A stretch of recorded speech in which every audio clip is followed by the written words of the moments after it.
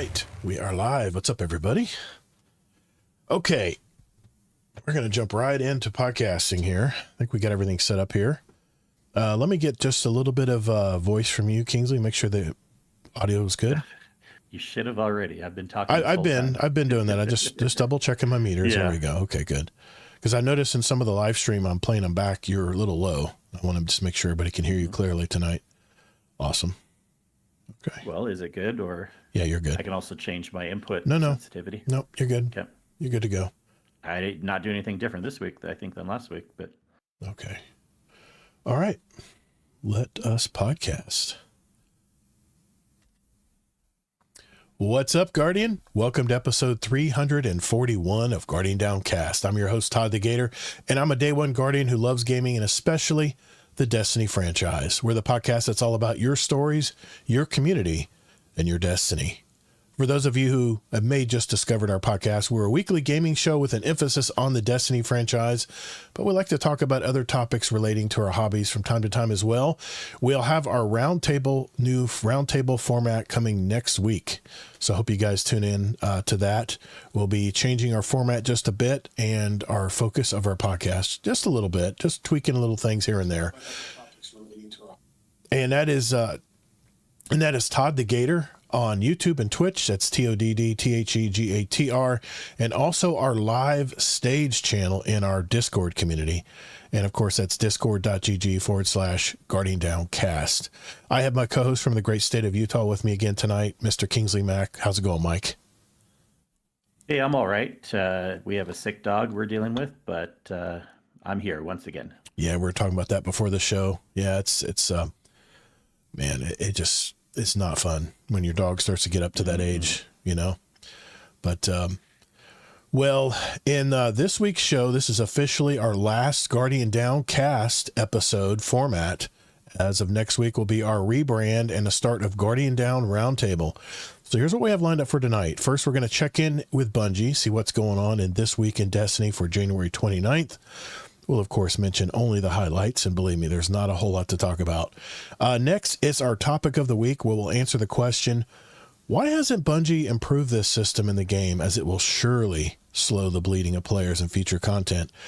After that, Kingsley has another tech article that he wanted to mention tonight. I think I have something I want to add as well. Next, we'll answer any questions from our community. I have a couple news items to share while we're talking about that, and we'll catch up with our week, take care of any housekeeping, but also address some more feedback we've received from our Discord community last week. Finally, we're going to have some fun and spin the wheel of names for our 2026 speedrun question submissions from our Discord, and we're going to have two spins because we're going to have two winners of a $25 Amazon gift card. I have to make sure I preface that because we've had some UK winners before, and their British pound is much higher than, or not much higher, but it's definitely higher than the dollar. So if everyone's ready for the last Guardian Downcast, let's roll.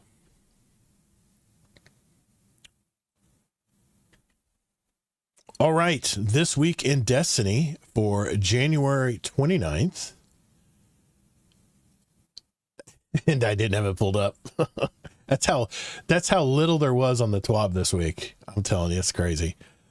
This Week in Destiny, arrows have been shot across the sky and into our hearts. Arms Week has returned, but more on that in a second. Today we're focusing or discussing a test we're launching in the Lawless Frontier, our game to give live stream happening now, and more. Arms Week, of course, returned this week. We have Medieval Hardware. It's a 6v6 game where only bows, glaives, and swords are permitted. No abilities or supers. And we have Rumble Hardware. You fight against 5 other players. No abilities or supers permitted.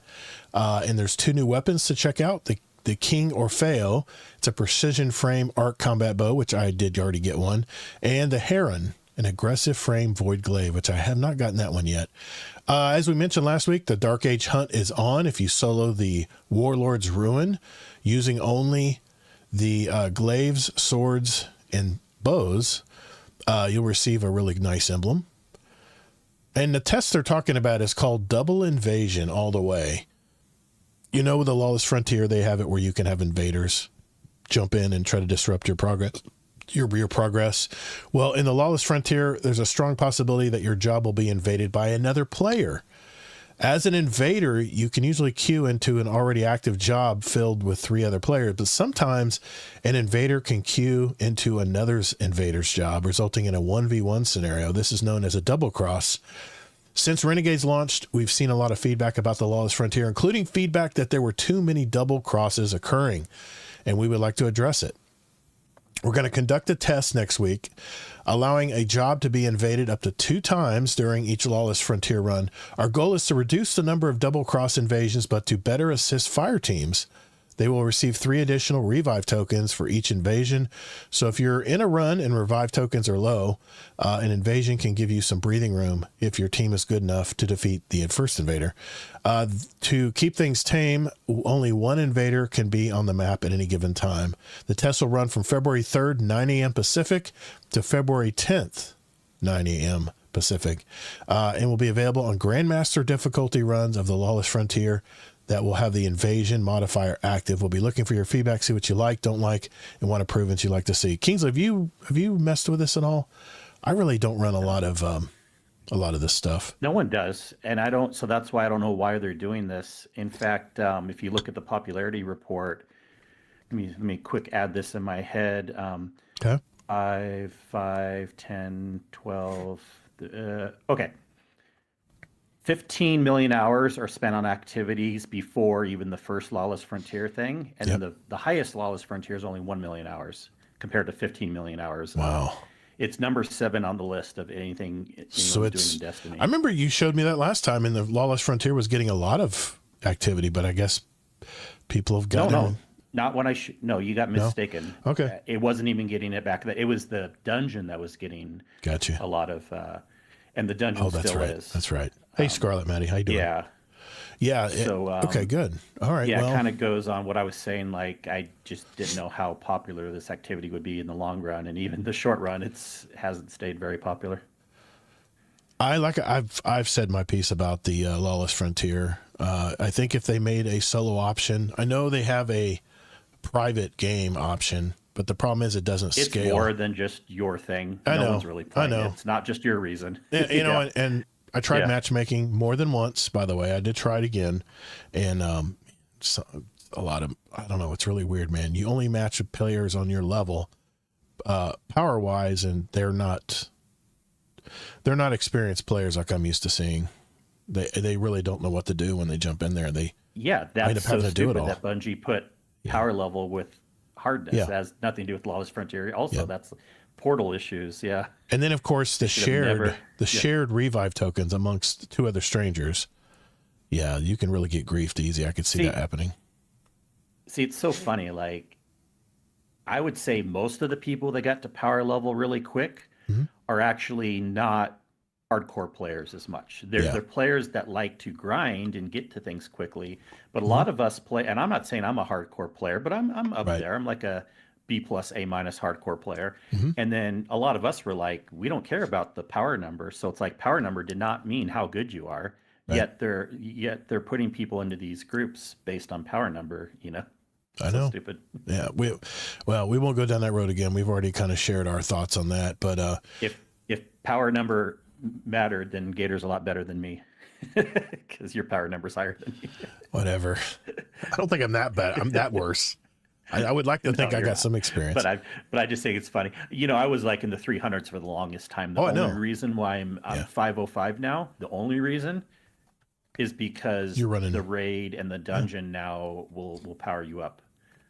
Exactly. And, you know, I do the raids and dungeons a lot. So, You remember when they did that Oath of Renegades where they said that was a community thing where, you know, you would pick your side, you know, Totality, Tharsis, Pikers. Well, it's really weird. They have the final results from December 11th through the 19th, and the Pikers came back from nowhere and ended up winning the thing, which I don't know how they did that last minute, but it's crazy how that works. But there's a graph on Bungie.net on this week's TWAB if you want to look at it. But the Pikers ended up winning, so there's a special emblem they have to everyone that is the Pikers. And the Pikers, that's me, by the way. And they said it'll be out available through a code later this year. So congratulations. We'll talk to you later this year. Later this year? That could be any time. Anyway, The new player guide. Hey, Kingsley, they've added another paragraph. Now they are talking about how to navigate the main menu screen. And they have a link if you want to go to that site and, see what it's all about. If you're a new player, especially to Destiny, check it out. There's a link. It says read it here. And you can click on that and it goes right to the thing. Games to give still going on. That's all I'm going to mention about that because they've talked about it for 2 weeks in a row. Trials is back, and the Martlet pulse rifle returns as the featured weapons and has a chance of dropping from completing matches. I might actually jump in Trials this weekend, just at least for an hour or two, just to see if I can get it to drop, because, you used to be able to go and rank up, St. 14 and get gear. You can farm gear and even focus stuff if you needed to with Ingrams and stuff, but that's no longer. I went to St. 14 thinking I could still do that, and no, the only way you can get it is in game now. You just have to play the game. It's easier now. It drops even more common. We'll see. I'll let you know. Sure. I'll let you know next week if it how often it drops. But I'm probably it won't for you, but I promise the average for everyone is it does drop more often now because from previous weeks people talking about it. Yeah. Well, I'm going to play on console because I don't have much patience for cheaters on PC, and I'm sure there's cheaters on the consoles too. But at least I'll have a less chance of running into cheaters. So I'm going to definitely put it on my schedule to run it for about an hour and just see how things go. See if I can get that Martlet pulse rifle to drop, because when it comes to pulse rifles, man, I will grind for those. Player support report. They talk about an upcoming server testing they're going to do. Let me just mention this real quick. We wanted to give an early heads up about an upcoming server testing we'll be conducting to gather data on a minor backend change. While we normally wouldn't post about this, we anticipate this test might impact some players. So starting at 11 a.m. Pacific on Thursday, February 5th, ironic, that's about the time that Marathon drops, I believe. We'll be, that's actually a month before. Sorry, my bad. March. That's March 5th. It's been a long day, man. Jeez. We'll be temporarily switching on a server setting aimed at improving back-end world server performance. During this time, players will see more guitar errors across Destiny 2, especially in longer-running tower instances. This is an expected test outcome, and we're looking to resolve in a future update. And it is a key part of the data we're collecting. The test should only run for a few hours, and we'll provide an additional reminder on the day. Thank you in advance for your patience. The combat telemetry update, Ada 1, there was a time when she wasn't accepting the combat telemetry. Well, they fixed that. And known issues, I think it's just about everything they've talked about for the last 3 weeks. So shit's broken as per usual. So that's a wrap for this week. Make sure to visit our Game to Give live stream if you haven't already. Let us know what you think about medieval hardware. We look forward to hearing from you about double invasions in the Lawless Frontier next week as well. Stay safe out there, Guardians. Destiny 2 community team. Thank you, Destiny 2 community team. And that's a wrap on the TWAB this week. So let's get into our topic of the week. Let me exit that. Official topic of the week. All right. Hey, we have lots of topics that we talked about. We've got a ton of topics. Yeah. We're going to be talking about a lot of stuff tonight. This is the official topic of the week. So. Uh-oh. I can tell my voice is already getting gravelly. Gee whiz, man. This is not good. Okay. Well, Kingsley, as this is the solely Destiny-based episode, the last one for the immediate future, I wanted to end up with a topic of the week related to the Destiny game. This topic, I think, will help rejuvenate the player base, or at least stop the bleeding of players, especially going into future Destiny content. If Bungie wants to, if they want the Destiny game to be community-based IP, then it needs to start at the building blocks of a great gaming community. And what I mean by that is improving the severely outdated clan system. The current clan system, I don't think has been updated since Destiny 2 first arrived in 2017. So I'm just going to mention some things here that I think that they need to change ASAP if they want to keep more players involved in the game. The first thing is something we've always talked about. They need to increase the clan size from a measly 100 to 500 to 1,000. You can add up to 2,000 friends on PlayStation Network alone right now.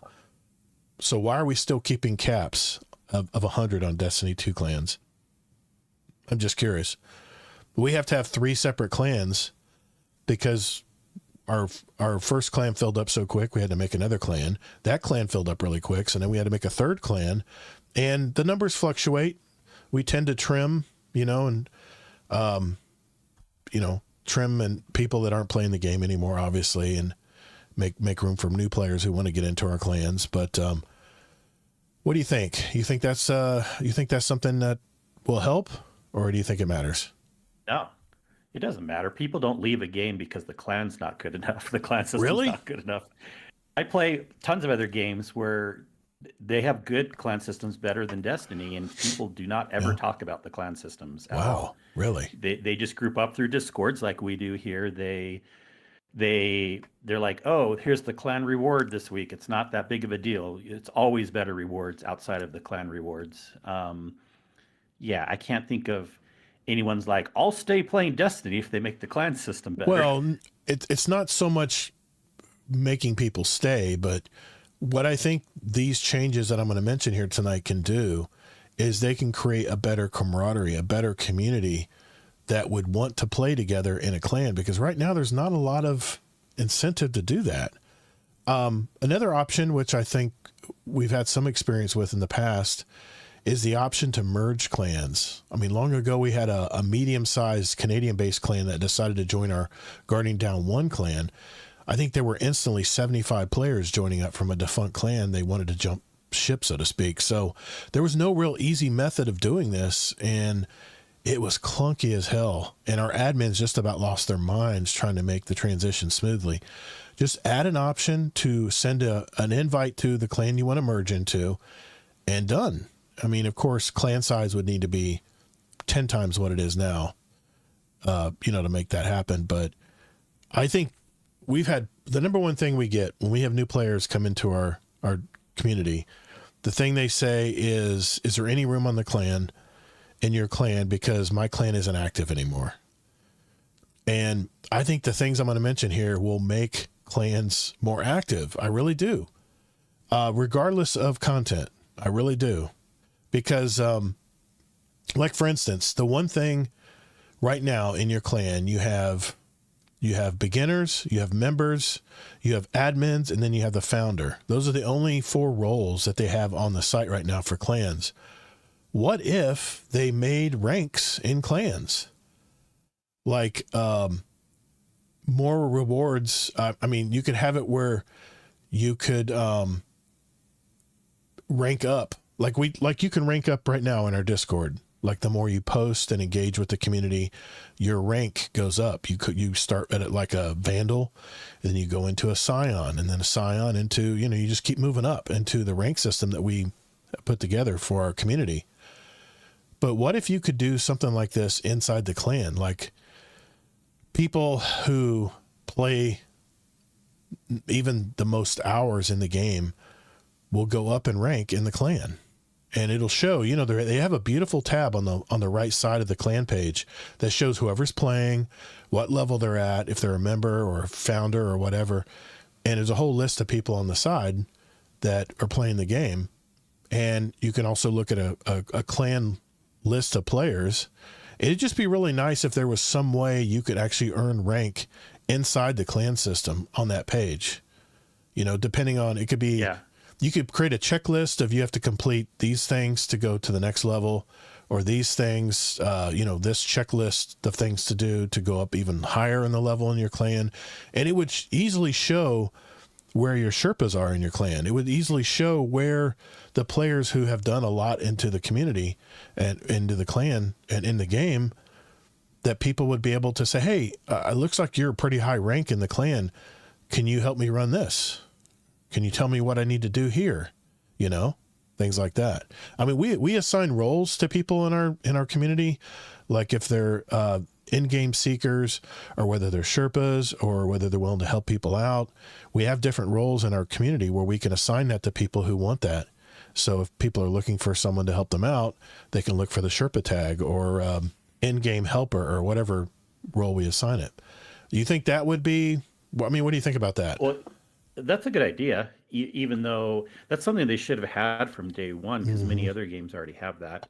even though I was saying like the clan's not necessarily keeping people from playing, because when we group up with raids, even if we had clan sizes of like up to 1,000, we're still going to be using the Discord to group up and do things.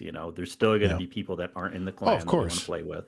Of course. And so clan isn't really a good place ever to group up for social aspects. But the leaderboard stuff, I mean, come on, other games have had that for years. Yeah. Like, it was kind of fun going in Division and seeing like me or Rodimus like popping between the number one spot.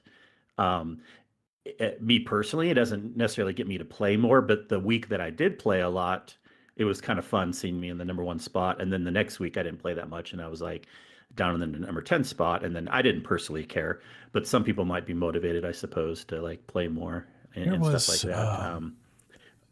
Yeah. There was a site. And then as far as size, I do know some games are more than 100, but there are a lot of games that have a precedence of 100. And I think probably the reason why they do that, it's not even a technical thing, but I feel like they just don't want any one clan to get too big or too popular. Like Division and a few other games also have 100 limit. And you don't want like all these streamer groups like just like getting like 3,000 people and then no one joining other clans, because they're all super popular. I mean, I think it's almost like you should keep clans at 100, but have an alliance is a better idea, in my opinion. And then you can have all the alliance kind of work together. Alliances is a great idea. I like that idea too. That could be something like kind of like merging clans, but that's a good set. I'm trying to remember that Destiny recipes. I think that was it.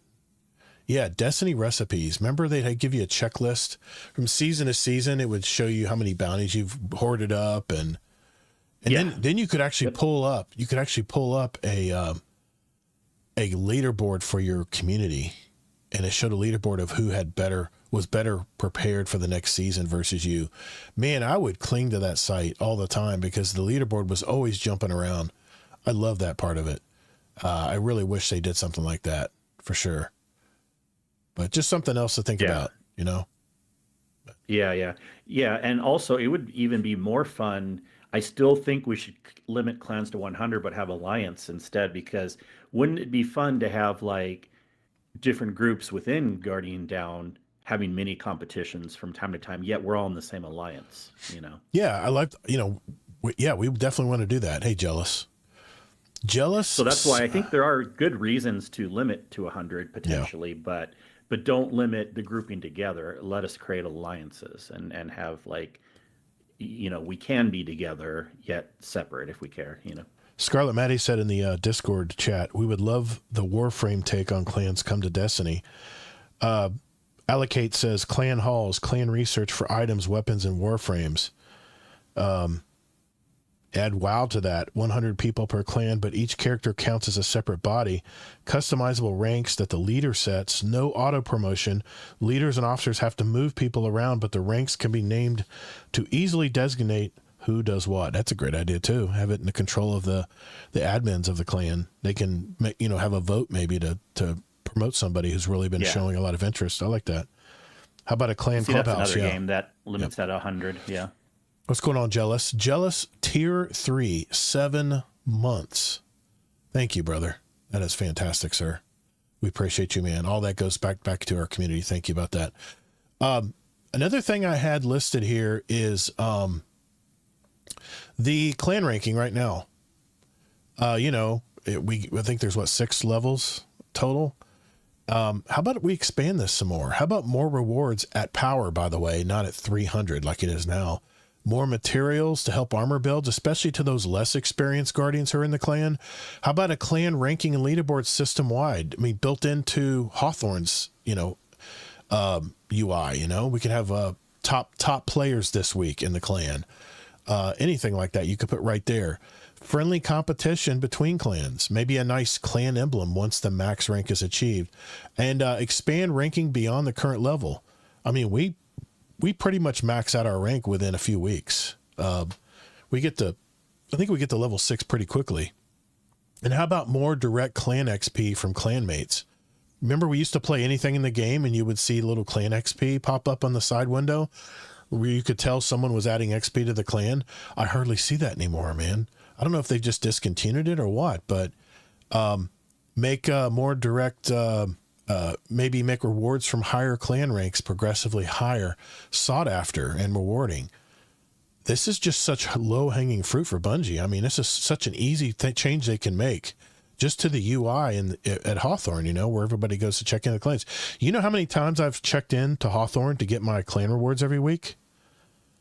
I haven't, because they're all low level. I have like 1 million Ingrams sitting at Hawthorne ready to pick up, but they're all 300 level. What good is that going to do me? And in I think I'm pretty sure the armor you get is all like tier 3. It's like they're just afraid to give out rewards to clanmates. I don't know. I just don't understand that part. Even before the low level, I still didn't go to the clan rewards because they were worthless to me. They just typically weren't something that was. It was either some old weapon or armor that was in some weird loot pool. Or like, you care about power. I don't care about power, but that's another thing. But I just never really had a reason to go to the clan for the longest time.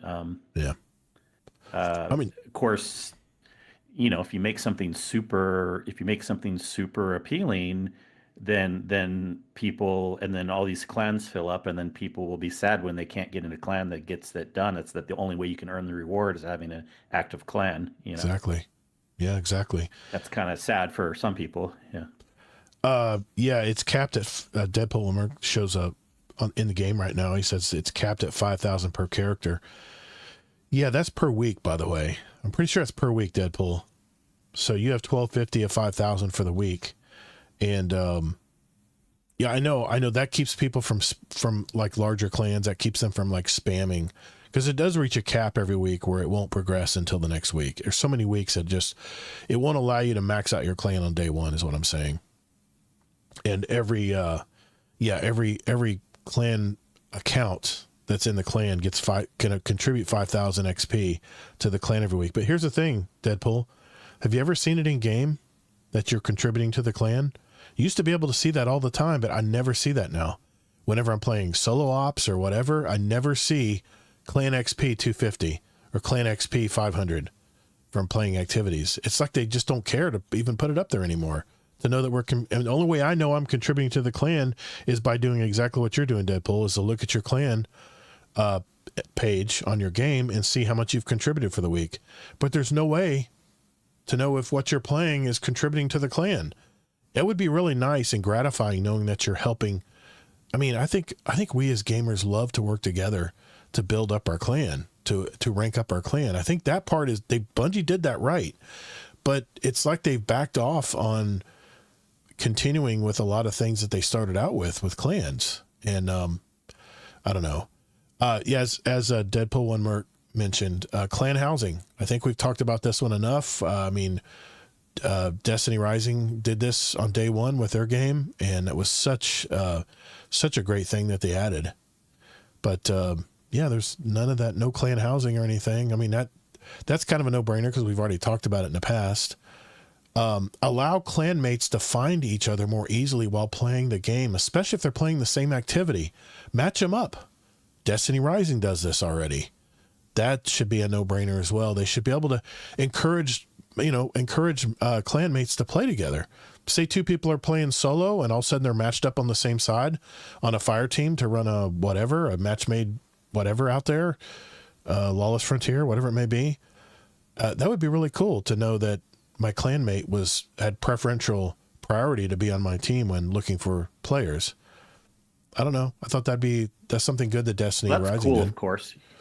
Yeah, you need a lot more people in to be playing Destiny though to even notice that. Because think about the odds of how often would someone in your clan be playing the same activity as you, just randomly? You know what I mean? As opposed to like if you figured it out ahead of time. Yeah. Oh, yeah, but I'm trying to think. Does Destiny Rising have a limit of how many are in a clan? Let me look that up right now. I do not know. Destiny Rising. Size. They're also 100. Yep. Oh, that's terrible. That's terrible. Well, I mean, told you a lot of games are. I would beg to guess most games are 100. Yeah. I heard of a couple in the chat. Warframe goes higher, but Yeah. I feel like most games are about 100. Allocate says also in the Discord chat, how often have you randomly bumped into a friend or clanmate at the tower? Hardly ever. You know why? Because the tower is based on your location. It's based on your location of where your location is, where you're playing from. Me and Drafty have talked to each other in the tower. One time I saw him in there, Drafty, but he lives in the Tampa area. He's real close to me, but I very rarely see other people in my clan. Okay, so I'm telling you something very important right now. You do not want to do the clan group ups until they can get dedicated servers, because there's a good reason why they group up by location right now, since Destiny doesn't have dedicated servers. Oh. If they started grouping by clan, it would cause slowdowns for sure. So I think it's actually a back end problem, technical issue. Gotcha. Okay. Yeah. Not saying it would cause major issues, but there's good reason why tower group ups are by. Of course, you're in a fire team; you're going to group them together. But, True. Just for all the randoms, it makes sense to do it by location. I mean, because since they don't have dedicated servers, it helps it go faster. There's a ton of people in our clans that I'd love to just jump in and say, "Hey, welcome to the clan. You want to play something tonight or something?" You know, it wouldn't be that hard to do, but it would be nice if the game made that more accessible. You know, than just scrolling through your clan friends list, you know, your clan list, because they don't really tell you what they're doing. It just said they're just either online or offline. And some people like me, when we're trying to grind something, we'll purposely put that we're not online. But anyway, I think maybe that's something Destiny 3 could offer down the road. But I'm telling you, Destiny 3, if they added a lot of these features for clans, that's how you keep communities together. That's how you keep people playing the same game for years, is knowing that you're working together. I mean, when we used to have these community based challenges in the game where we had to go and gather up these materials and then deposit them like in a mass deposit area at the tower, and you were trying to reach a certain level to unlock a reward for the whole community. That's the kind of stuff I'm talking about, man. It's been a long time since we've had a big community event, and the last community event that has nothing to do with clan size. So, but that would be nice to have something like that for the clan, knowing that you could do something to, you know, come together as a clan and work together to maybe even hit a leaderboard or something, to get like an emblem as a reward or something. People love to show off their emblems, man. People love the drip. Let's see what else did I have here. I love the fact that they had the clan staff customization per season, but that stopped so many years ago. I thought this was a great addition, but I tell you the problem with the clan staff, it's not real easy to find in the game. It's very clunky finding it to customize it to begin with. And if you don't know where to look, it'll never be used. So that's a fault of Bungie, because I think the clan staff customization was really cool. It'd be nice if you could show that clan staff in game, you know, like say you're playing as a fire team and you're playing trials. You could stomp in the animation. You could stomp down your clan flag right there at the front, representing your clan and your fire team that's together. I thought that'd be kind of cool. I know we're in a big time copium area right now, but I'm just saying these are things that came to mind last night when I was thinking about this. Let's see. Another thing I wanted to mention here was we talked about clan housing. I think the biggest thing that I've already mentioned is making clans larger. I think that goes without saying, because there's a lot of big communities out there who it would be so much easier if we could just put everyone in one clan, because we have a clan channel now where clan members can communicate with each other, but it's really kind of wonky because we have 3 different clans. We have to assign them a clan tag role so they can even see the channel. And it's just there's no real good system out there for clanmates to talk together and communicate together. And it's just sad. It just really is. Well, Discord will always be better no matter what game you're talking about. That's what it's made for. That's the way people should be talking together. Yeah. Yeah, that's what it's made for. I mean, for like voice chats and stuff. Yeah. And just text chatting during the day. Yeah. Yeah, exactly. In fact, I'll mention that the people that only chat in the clan, you're missing out. You should be chatting in Discord, because there's a lot more eyes will see it. You know. Yeah. And we have a GDC clan channel where only clanmates see that channel. and you can talk in there. Now, it also does, we all get notifications in there too for whenever a clan Ingram's unlocked for whichever clan out there. So you'll see a lot of those notifications in there, but you can easily create a thread, break off into a separate chat. You could do anything in that clan channel. So there's a lot of ways you can talk, or even just say, hey, let's get a clan raid together tonight or something. And that's the place you can do it. I wish it was easier to accept new guardians into our clans. We only have one requirement in our clans, and that is you have to join our Discord community, because that's our hub. Discord does such a better job of communicating to our clanmates and community than Bungie's website. It's just kind of wonky. I mean, it's there, but it's really tough to bring people together in that clan chat that they have on the app on your phone and stuff. And some people still use it, by the way. Some of our clans use that chat, but we really like the fact we want people to come to our Discord server community, because we have so much more to offer here than the one-sided clan chat that they have in the app or on the website. It'd be nice if there was a better system. There's no real system in place to check off any requirements we have for the clan. So we have to manually do this, and it can be frustrating, especially for new members who have met the requirements, but maybe their gamer tag isn't the same as their Discord gamer tag. We have to double check and cross reference and send them links to request to be in the clan. It's just a lot of back and forth. I just wish there was an easier, more smooth way to transition people into clans other than requesting to join and things like that. So that would be something they could definitely work on in the future. But here's the thing, man, clans, they can be the glue that holds together Destiny players. I think it's just one of a lot of missed opportunities at Bungie that they could have capitalized on. Maybe they'll hear this and decide to reinvigorate the clans going forward. I mean, definitely with the Destiny 3, I think this would be something very important to have in place. But any final words on this, Kingsley, on the clan system they currently have in place? Yeah, I love all the ideas. I think they're good, but I do think there's some copium there. It would make like a 5% difference. People are not leaving the game because the clan systems aren't good enough. If there were leaderboards and stuff where people could compete within the clan to maybe have a friendly competition, and the admins can get together and decide, well, this person won, so they get promoted. They get promoted up to so it'll lieutenant. So like I said, they implement those and it'll get people to play 5% more, but it's not really a big picture feature to keep people playing. I know there's a lot of things that Destiny needs to work on right now, and I was trying to think of a topic that was Destiny related before we move on to the new format next week, and I thought, man, this is one thing. I was going through Reddit, and there's just some of these posts are years old, man, that still to this day hold up. That these things just need to be worked on. And I just think the clan system has to be on point in the future of Destiny 2 or 3 or whatever it may be.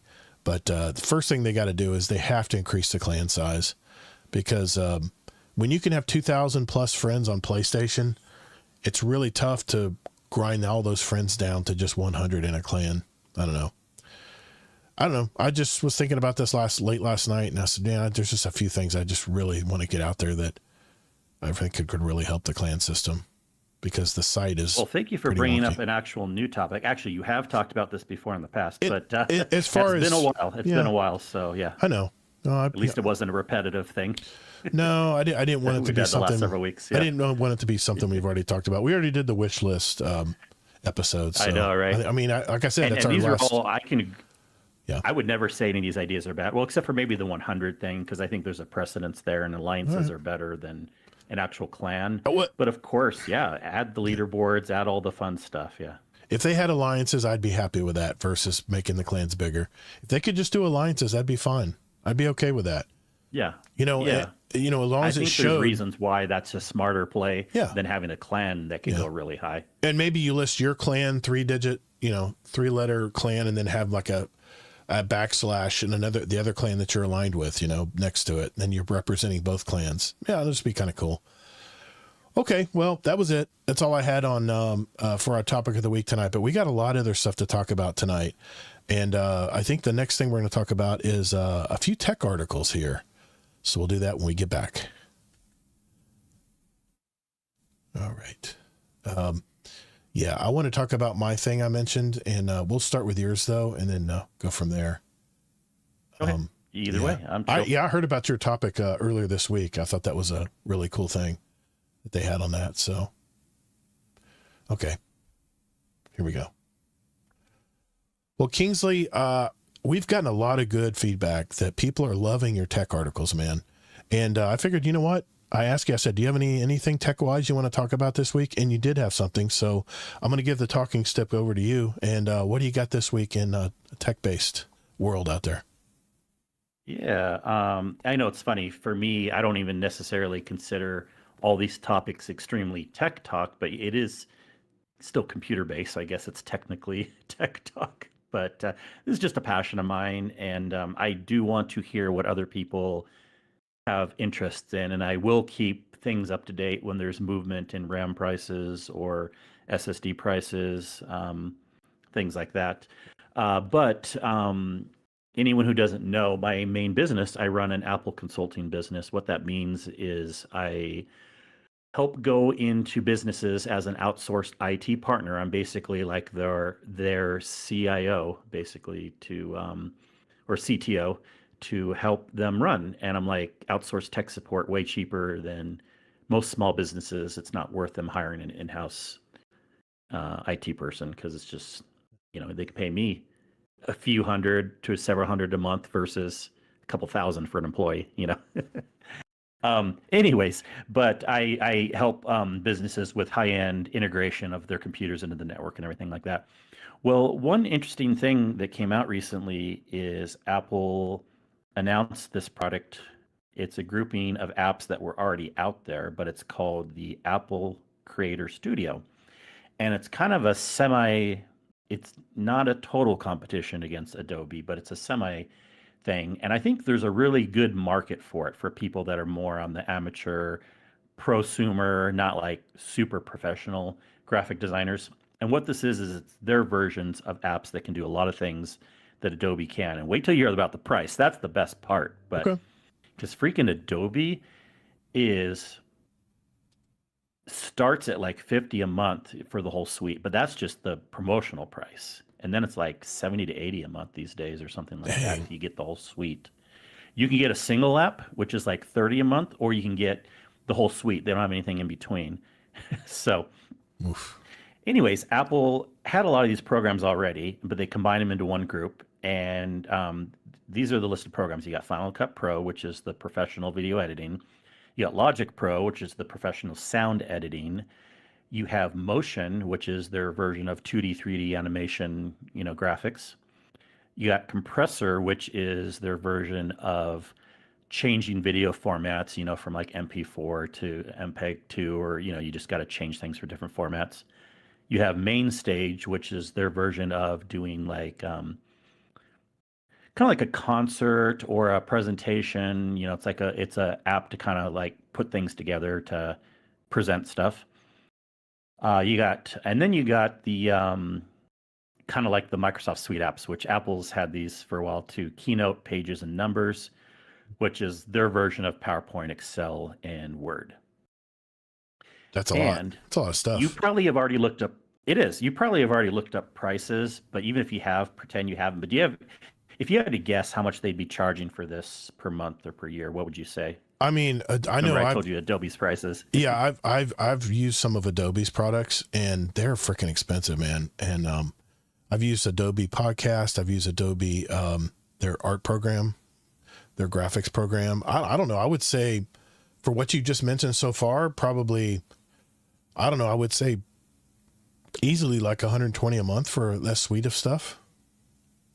Well, yeah, I mean, we have to remember that some of these programs aren't as up to the same level as Adobe. I mean, Final Cut Pro is really good, but Pixelmator Pro, I forgot to mention that. That's like their version of Photoshop. It's close-ish to Photoshop, but if you're a true professional, you're still going to be using Adobe. But And so yeah, they wouldn't charge that much because Adobe even doesn't charge that much. But I Adobe's more that $70-$80 price. Yeah. that's a lot of programs though. But it is. Well, Adobe, you get even more than this if you look at all their programs, whether you use them or not. Right. But anyways, they're charging 13 a month for this, Oh my gosh. That's or really 130 a year. That's the amazing price right there. 130 Definitely. a year. Just put it on the Yeah. card. You're good for the whole year. That's not bad. Yeah.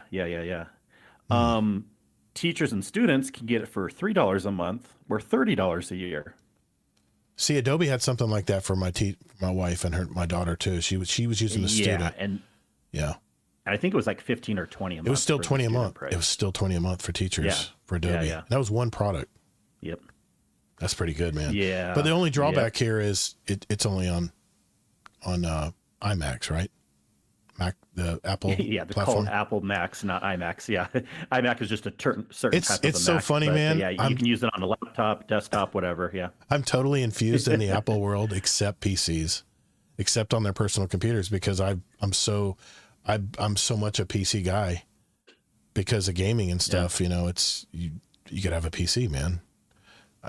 I'm sorry. Yeah, for Macs gaming, aren't- but Macs aren't everything there have yet. is better on Mac. It is. Yeah, Believe me, my that's daughter why I is- have Yeah. my gaming PC and I do everything else on my Mac. Yeah. My daughter does all her art stuff on a Mac, and it is fantastic quality.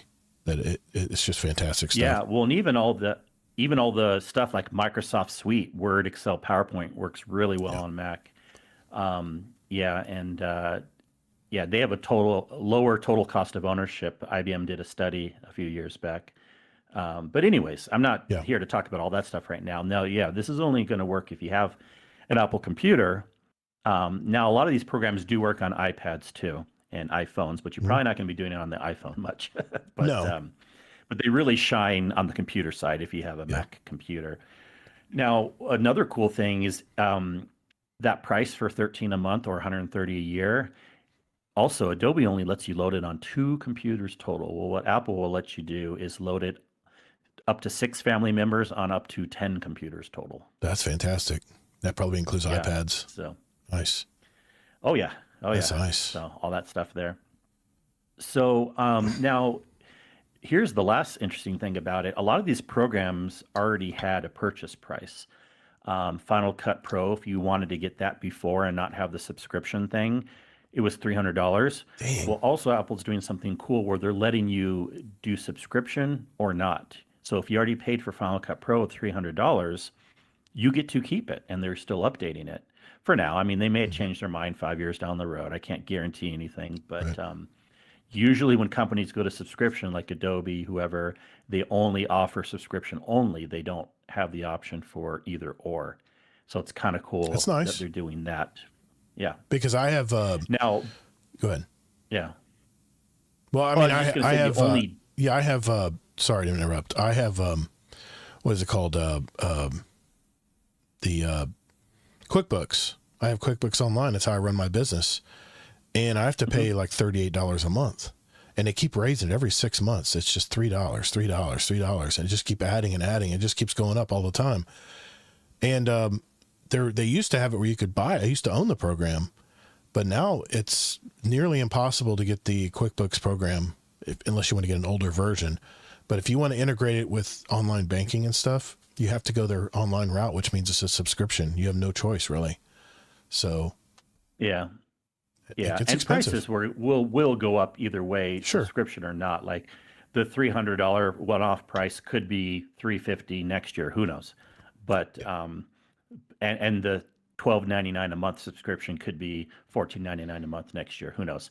But all these starting prices are sounding really good. What you do get for the subscription is you get all the products. So if you're using 2 or more, it's like a no-brainer. Yeah. Or if you just want to test things, they also have a 3-month free trial. What you also get with the subscription is because some people may be like, okay, I only really use Keynote, Numbers, and Pages, and those 3 programs are going to continue to be free if you just do the one-off version because they were always free through Apple. Mhm. But let's say you're someone that's like, I just use Keynote a little bit for making PowerPoint presentations, and then I kind of want to use Final Cut Pro, but I don't know if it's worth the $12.99 a month. I mean, here's what you're also getting for the subscription is in the programs you get all the stock images stuff too. So Wow. Apple's starting, you're going to get imaging, you're Hmm. going to get AI built into the programs, and you're going to get templates too. So Wow. that is one more thing to make the subscriptions a little more worth it. All the AI generation of images and all the stock images and all the templates. Can you say all the And you programs don't one more get those time? right now in the programs. You Yeah. say all the programs that are included one more Final time? Final Cut Pro, video editing, Hmm. Logic Pro, sound editing, Pixelmator Pro, that's like Photoshop, graphic editing, Right. Keynote, which is like PowerPoint, Pages, which is like Word, Right. Numbers, which is like Excel, Freeform. Freeform is like a board program, like you can draw ideas like on Okay. a board. Gotcha. Um, Motion, which is 2D and 3D graphic, Wow. like you can do for your streams and stuff. You want to Oh, create an intro. Compressors for changing video formats, and MainStage is kind of like a concert presentation software. dang, I got to tell my daughter about this. She uses a lot of these programs, and I bet you she doesn't know about it. Because I mean, I'll pay for the subscription because she does a lot of the artwork for me, and I don't know if Yeah, she's already used to Adobe. She may not want to go to no, these, and that's the I'll have to problem. Is look and see. Adobe has a lot of people locked in, She uses everything on her but Mac, if you so yeah, I'll have yeah, to and that's see. the thing. Like my wife is a professional graphic designer, and she would never go to these because Adobe is better. Okay, But is it 5 times better? Because that's the price difference. You know what I mean? it So come this is really good yeah. for people that are more amateur or getting started in stuff or home users. It's a It just comes really down good product. if it's enough for what you need to use it for. That's what it all Exactly. comes Yeah. down to, is the value for what you're paying for. 14 a month, man, that is nothing. You know what? You 13 know a what? month. Yeah. You know what? All the services I use, man, it adds up so fast, man. I mean, just the AI, some of the AI editing help I get, like Alphonic, is $29 a month, and I only have so much time, time wise, so much. They measure files you upload to do like sound, like background cleaning and stuff, or voice Yeah. equalization, things like that. If you put in like an hour segment, that's an hour off of what you can. They give you a cap of so many hours per month, and then you have to pay more. I mean, that's just one of many programs that I use in my editing. Or OBS is free, but there's a really high skill ceiling when it comes to using OBS. There's a lot of things you got to know about it, but I'm telling you, man, that's just such a good deal. If I was a Mac user, I would definitely jump on this, but I'll check with my daughter and see if that's something she wants to do. But yeah, good story. Yeah. That was good to mention. I knew something Yeah. about it when you mentioned it to me. I heard it on another tech podcast, but man, that's a fantastic deal. Can't beat it. And I have one other bonus thing, Sure. just because this is late breaking news, and I don't have much to say Okay. about it yet because no one really knows much about it. But Apple bought today a $2 billion company for $2 billion. Um, Something called Q.AI. Apple bought an AI company, Really? But they're switching to and Gemini though. They're no, going to no. use See, this Gemini. is something different. Yes, no, Okay. no. This is nothing. This is a different AI thing. Okay. We don't know what's happening with it yet. And this company Q.AI, it's kind of a secretive company. We know they're Israeli based, but and supposedly they do stuff with sound. And people are like, "Well, what does that mean?" But supposedly it's not even literal sound, but it's like sound cues and nonverbal sound stuff. And I guess it's going to be maybe even like a wearable or tech, or maybe your phones or your headphones can use AI to know what you're thinking or about to say without having to say it Jeez, super out that's loud. scary. Because people that can read lips and people and stuff like that, you can actually kind of know sometimes. And when you talk to yourself a lot, I don't know. I mean, I don't talk to myself out loud, but I talk to myself in my head sometimes. But supposedly, I've heard that when people do studies on that, your lips and cheeks move like a little bit that most people can't notice. Jeez. But if you had tech that can notice that, you could be thinking something in your head Wow. if you wanted. You don't have to. This is all opt in, and you could have it potentially dictate and stuff. Oh And my so God. I don't know what this is all late breaking news. It just happened today, That's but a nuts. 2 billion acquisition Q.AI, And yes, Apple's using Gemini for their main AI stuff, but this is like a different thing that might be a hardware-based product down the road. Wow. We will see what it turns out to be. Well, thanks, Kingsley. The thing I wanted to mention tonight, I'm actually going to show you. This has been talked about before, but I want to know what you guys in the chat think about this. I ran across this. I actually got an email about this. They actually offered this to me. I don't know why, because I'm older than dirt. But I just want to show you guys this and see what you guys think here. Apparently Razer, who makes keyboards and gaming mice and all that stuff, they have this little companion that sits next to your bed at night. And I'm just going to play the little 1-minute ad here. Those of you on audio will be able to hear it. Wakey, wakey, rise and shine. Morning, Joey. You were snoring again. Definitely wear your favorite green jacket. Look, now we're really vibing. Have a good day.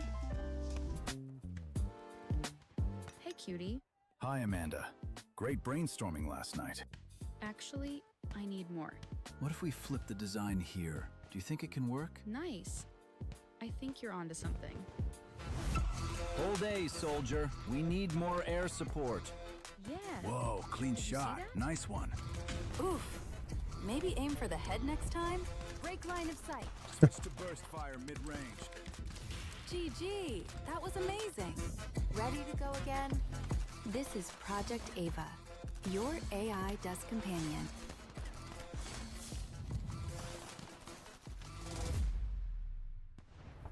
Do you think they know we're actually calling the shots? Nope, let's keep it that way. I actually looked into this and looked to see what it would take to reserve it.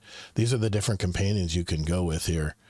And Can you tell us about it? Because those of us in the Discord didn't hear it at all. Oh, okay. So, yeah, this is this is an AI companion. It's in like it's like a cylinder tube, and it's actually a projection of a cartoonish character. And you have female, male. You have little gamer boys. I mean, you got more, for lack of a better, more mature models. I mean, it's all over the place. Or you can just go with the actual Razer icon. It just kind of flames, and it actually listens in to everything. It has eyes apparently because it watches what you do in your bedroom, and it was saying things like, "Hey, maybe try to shoot the enemies this time." Kind of ragging on someone playing a video game, and thinking, it was telling people like, "Hey, why don't you try the green coat?" I'm like, how the hell do they know that? But anyway, apparently this thing like scans your room or where your living space is. It actually observes you while you're sleeping because one of the avatars said, "Hey, by the way, you were snoring again last night."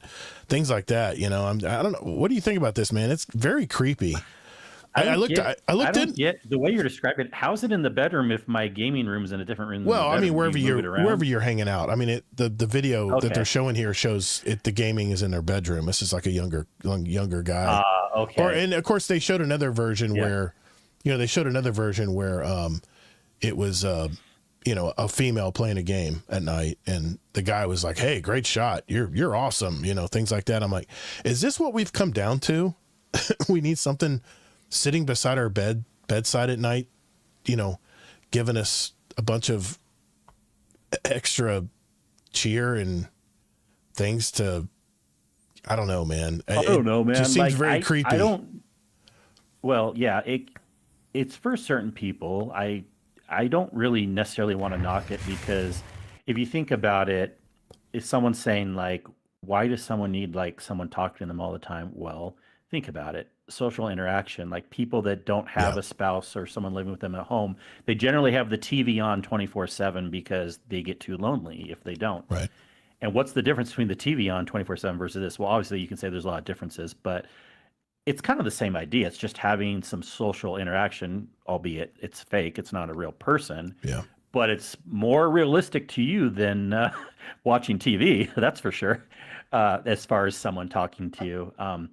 It's not for me what it's all presenting. There are some quote AI companion stuff that I might be interested down the road, but this one isn't it. Um, so yeah, I have very nuanced feelings about it. I think it's interesting, but I don't know. I could see this one being most popular to younger, like Gen Z, Gen Alpha males Maybe, yeah, maybe that millennials. want some companionship while they're playing. Sure. That, again, it's like someone to just be like, "Oh yeah, good shot," or things like Yeah. that. I mean, that sounds stupid, but like, I kind of get it too. Like why people want that. You get the same thing when you're playing in a group with friends. You know what I mean? In a way, people are just bullshitting and telling you good shot or whatever. Right. Things like that. Not for me probably, but I kind of think I don't right out say it's creepy. I get why people would say it's creepy also, but I don't know. It's not for me probably. It's just a lack of privacy. If I had this thing sitting in my office, Oh sure, you know, it's sitting there watching me the whole time or listening to my conversations and stuff. That's a little too intrusive for me. And maybe it's just my age. Maybe I'm talking my age right now, but I looked into it. You can pre-order it. You got to put $20 down, and it didn't have anything on price. So what I have a feeling they're going to do with this, Kingsley, I think it's going to be a subscription model. I think they're going to charge you so much per month to have this this AI sitting in your. I mean, it looks really good. I mean, to have a holograph, sitting there looking at you and talking with you and interacting with you. And it seems like it gets very personal, man. So it has to be scanning the room. It has to be using AI to identify things that are around you. I don't know what kind of field of vision this thing has, but anyway, I just wanted to show you that. I actually want to talk about this a long time ago, and it's already been mentioned on some other YouTube podcasts out there, but I just had to mention that because I got emailed that, and I looked into it, and anyway, I just wanted to mention that because then this is where AI is going, man. We're going to have companions sitting around watching us and taking all that data in, and it's just a little uneasy for me, But we spoke our piece. Yeah. Well, I mean, that's an interesting topic. I think we'll want to talk about more future weeks about.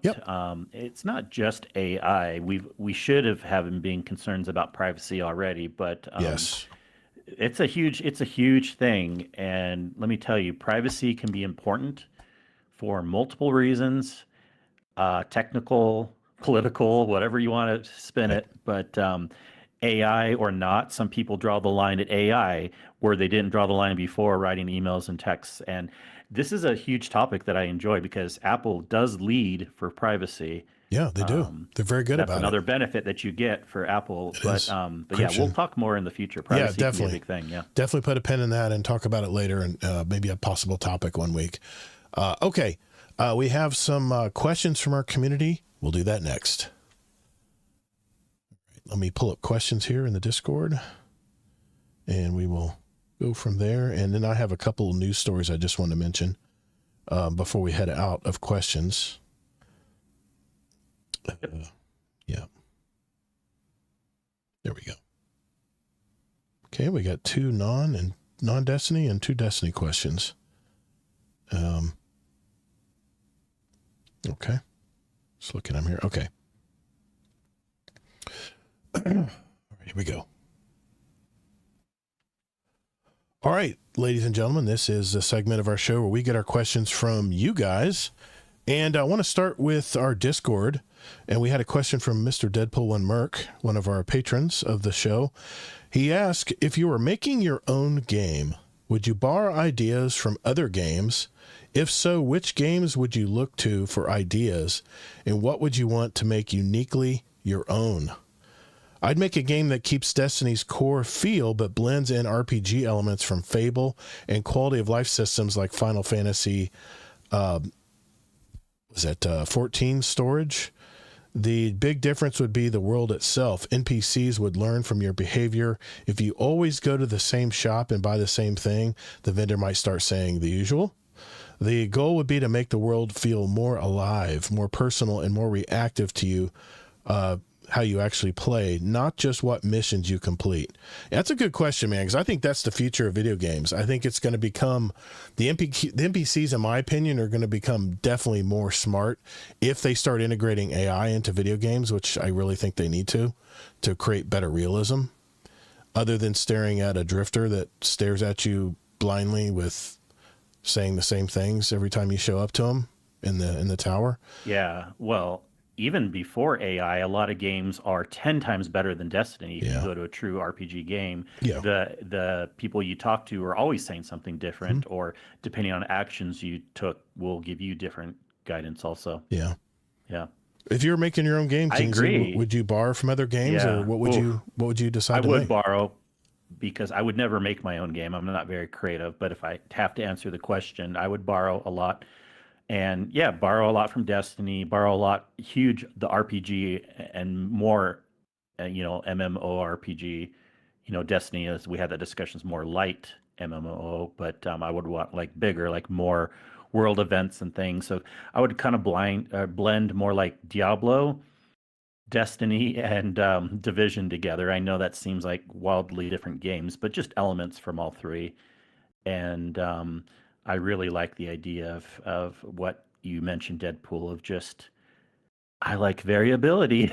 I like when I played games like, I haven't played the Fable. I'm looking forward to the Fable coming out later this year, but I played other games like Outer Worlds or Avowed, that has RPG elements where something always different's happening when you talk to people versus on decisions you make. And it makes it fun. It makes it interesting. It's not like, it's not like just the same thing all the time. I would have to pull from my roots. I would definitely copy from another game, because some games have really good ideas, and I've already been mentioning it, and that's my Call of Duty roots. I don't play Call of Duty anymore like I used to, but Call of Duty had so many systems in place that got me hooked on this game. And we were playing a lot of repetition in Call of Duty. We played the same maps over and over again. We'd play for hours every night with our same friends or same groups, when they'd rotate a little bit. I kind of miss those nights, and the fact that we were always in a rush to prestige, because we would always compare each other, kind of like a leaderboard. We kind of compare each other to what prestige we were every night or every week when we met up. And the prestige system, the Game Pass system, I think Bungie's done a great job integrating that. Anything you play gets XP, increases your battle pass or whatever you want to call it. And now they have Destiny has also one for your weekly stuff, for your weekly seasonal stuff. You got the Vanguard orders now. Those are all things that I think could be even improved even more using aspects from Call of Duty. And there's a reason Call of Duty is the best selling game every year, even though it's so dang repetitive. It's the same game, just a little twist, little twist of venue, little twist of time period, different twist of guns, but still people are buying the heck out of this game. And I think this year was its worst sales ever. And I still think it broke like 10 million games sold. No one even comes close, man, to what Call of Duty sells. It's crazy. Maybe EA has a few games, especially like FIFA games and stuff. I know they're real big internationally, but they probably sell millions and millions of games too. But yeah, I would pull from my Call of Duty roots. Also, Killzone 2 was a game I played a ton of, and I would definitely pull aspects of Killzone 2 from that, where it had different classes. You had medics, you had different, just like running soldiers. You had people that could put, if you were getting spawn camped, you'd have different characters that could run invisibly out into the world and set up spawn beacons and stuff like they have in Battlefield, things of that sort. So yeah, I have to take it from a shooter perspective, because that's what I play shooter games. So yeah, good question though. Good question. Dadbod Hero has a question for us. He says, is there a video game that takes you back to the very specific moment in your life, like the room, the TV, and the time of night, and person who you were back then? Do you think this game would still hit the same for you today, or was it perfect in the moment because of the season of life you were in when you played it? Man, that's a deep question. That's a good question, though. With me, it's music. Music will bring me right back to when I was listening to it, or a point in my life where it was a really big point in my life. Like, for instance, there's certain songs where I remember listening to them religiously when I was starting my business, because it was a very stressful time starting my business, and there were certain albums I would listen to keep myself pumped up. But video game wise, Kingsley, you got an answer for this? Video games that bring you right back to your season of life. You know, you can remember everything. Yeah, I mean, when you're playing the game. This isn't necessarily the best example, but it's a quick one I thought of. So it's maybe not my most memorable, but I was thinking when I was super young, I don't know how old, maybe somewhere between 8 and 14, and going out to get pizza with either the family, but most often it was the grandparents when I'd stay over the night in my grandma's house, and play Donkey Kong on the tabletop at the Pizza Huts. Oh, hell yeah, dude. In the little entry areas, in the foyer. So they had the tabletop video games. And of course I played Donkey Kong also in the arcades, but I just remember that one more. Pac-Man and Donkey Kong were the two big tabletop ones that we would play most often at like a Pizza Hut location, but other places had it too. And what I just kind of remember there is just darkness, because I feel like the foyer areas had to be not like super dark, but dark enough that you could see the screens. I remember probably like being excited for eating pizza soon, but I know it wouldn't hit the same way anymore, and that's okay, because I'm always a futurist, and it's not just, you always just say graphics. It's more than just graphics for me. It's just graphics and abilities have changed over the years, but Donkey Kong as it was back then is kind of boring to me now. But I still had a fun time back then. So, I wouldn't hit the same today, but it was fun for back then. Yeah, I'll take you back. For me, I remember I really was hooked in video games back when arcades were big.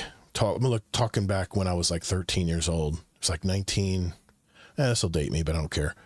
I'm thinking 1983, 1982. In fact, I remember I was watching the news, and that's when the remember the hostage situation in Iran? I remember hearing that on the news when I was playing my Atari 2600. My dad, 10 years younger than you, so I know that one as much. But anyway, it's funny what you remember. But I remember my dad getting Atari 2600 for Christmas, and I had no clue I was going to get it, because he knew I loved the arcades. Every time we went to anywhere, I was talking about tabletops. It was Pizza Hut for me. And I've mentioned this story before, but that's when I was introduced to the world of video games, is when I played my first Space Invaders game. It was a tabletop, black and white, no real special graphics, but the pixels were tight enough where it was a really cool format of a game. And my dad while we would wait there waiting for our pizza to be ready, my dad would go in there and order it and just wait for it to be done. And so it'd give me a good, 15, 20 minutes to play. And I remember I was just begging my dad for quarters.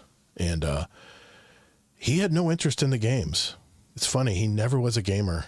He never understood why I had such an affection for video games back then. But, he wanted to keep his son happy, and he gave me 4 quarters, and I would, of course, burn through them like crazy, because it's Space Invaders, and you get your ass kicked like really quick if you don't know what you're doing.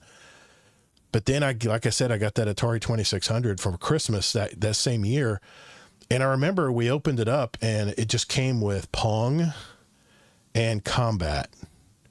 Pong, you had the little paddles with the little back and forth little circular controller where you control your paddles. And then Combat was literally a very pixelated, barely could make it out that they were tanks, but you would move around a grid. And my brother and my brother was 2 years younger than me, and we would play against each other for hours in the living room. And we'd use, of course, the single joystick with the single button to fire. And it didn't fire like boom, boom, boom, boom, boom. You had to time your shots perfectly, because you could only fire so often. But then, we got Pitfall. And I remember I stood in line with my dad at the Sears Roebuck store in Orlando here, and the line was out the door to the video game department or the gaming department waiting to get Pac-Man. And there was no pre-ordering back then. There was no system in place where you could pre-order it. You had to just wait in line and hope that by the time you got to the front that there was still a Pac-Man game for you. And I remember bringing it home and I was like, man, just stop playing it in my house on the TV. But then you would go to the arcades and say, yeah, it's just not the same. But what happened over the years, Kingsley, is the arcades started getting phased out and the home console games started getting better. There was a shift in technology from the arcades to the home video game systems. And I still to this day think that's what put arcades out of business, is the fact that the home gaming consoles got so good at what they did that they were just as good as the games you played in the game rooms. So anyway, there's a couple instances that brings me right back. I was 13. I was working with, just making a few extra bucks with my dad back then, talking about a point in my life. And, I was going to middle school. I was going to middle school, junior high back then is what they called it. And, I looked up the run thing. I was 4 when that was happening. Okay. I'm done. That's why I didn't remember it. That's why you didn't remember it. Yeah. I was 13. So. Yep. But I was old enough. It was after that age when, Nintendo didn't come out until a few more years later. It didn't come out in 81. It wasn't in 84. But I do remember the transition from video game arcade centers to like home console stuff because all that. Nintendo had a hand in that too. Yeah. Yeah. Nintendo made such great looking games. And like I said, it went from 8-bit, 16-bit, 32-bit. It just got better and better. And eventually, to what we have now. You believe what we have now? We have almost photorealistic games in our homes. It's craziness. Thanks, Dadbot Hero. Good question. Hammer Crusher, how you doing, buddy? See you in there in the live chat. How you doing, brother? It's been a while, man. It has been a while. I'm supposed to call people out if they chat. Well, that's all right. I see him in the chat. I can call him out. He doesn't have to talk to me. Deadpool had a final question. This was a Destiny question. He says, question 1, if Bungie announced the final era of Destiny 2, would that excite you or worry you? I'd be worried at first, but I'd probably start playing other games I used to enjoy or try something new. That's his first question. What do you think, Kingsley? The final era of Destiny 2. Any reason to worry? No. See, live life chill. Yeah, I've never really... Even if I use the term like worry about decisions they're making, I'm not really worried because why worry? I would be like, I don't know. If they announced it, as long as they announced it was something else coming, then I would be excited because obviously I've been saying that for a while. I think we should get something totally different. Dude, we've been playing this game for 11 years. That's the longest I've ever played any video game ever. Even Call of Duty, I only played for like 7 years, 8 years, maybe. And I was seeking something better. I was so burnt out on Call of Duty that's when 2014 came around and I learned about Destiny. And dude, this is what I've been looking for, to play a awesome first person shooter, but in an alien world. And I would not be worried. I would say that was a great run. Good job, Bungie. We loved your game, but then I'd be waiting to see what they got making next, what they're making next. And maybe it'll be Marathon. Maybe it's going to be Marathon. I don't know. But I still think Sony's not dumb. Sony is going to use Bungie. They know that Bungie has a cult following. They know that there's people who love Bungie games and will always love Bungie games from their childhood when they played Halo or even Marathon for some of us really old people. But yeah, absolutely. I would be, I'd be okay with it because I knew that they would be moving on to something better. And that's the one thing I've known about video games is they always get better. So, his second question, which unused or forgotten character / location deserves to be central to the future? Which unused or forgotten character or location deserves to be central to the future? I'd love to see Planet Io and have Asher Mir return. I really liked his tone and personality. What do you think, Kingsley? You want me to answer first? Do you want to think about it? I would prefer nothing returning. I would prefer all new content. But if we had to have something coming back, I would pick Venus, because I would feel like a Destiny 3. You know, we've gone through the big bads and all this stuff, and I feel like something that's more perennial could be the Vex. The Vex is always the biggest concern because they can always win in the long run, because they can run all the simulations and always be the ultimate winner.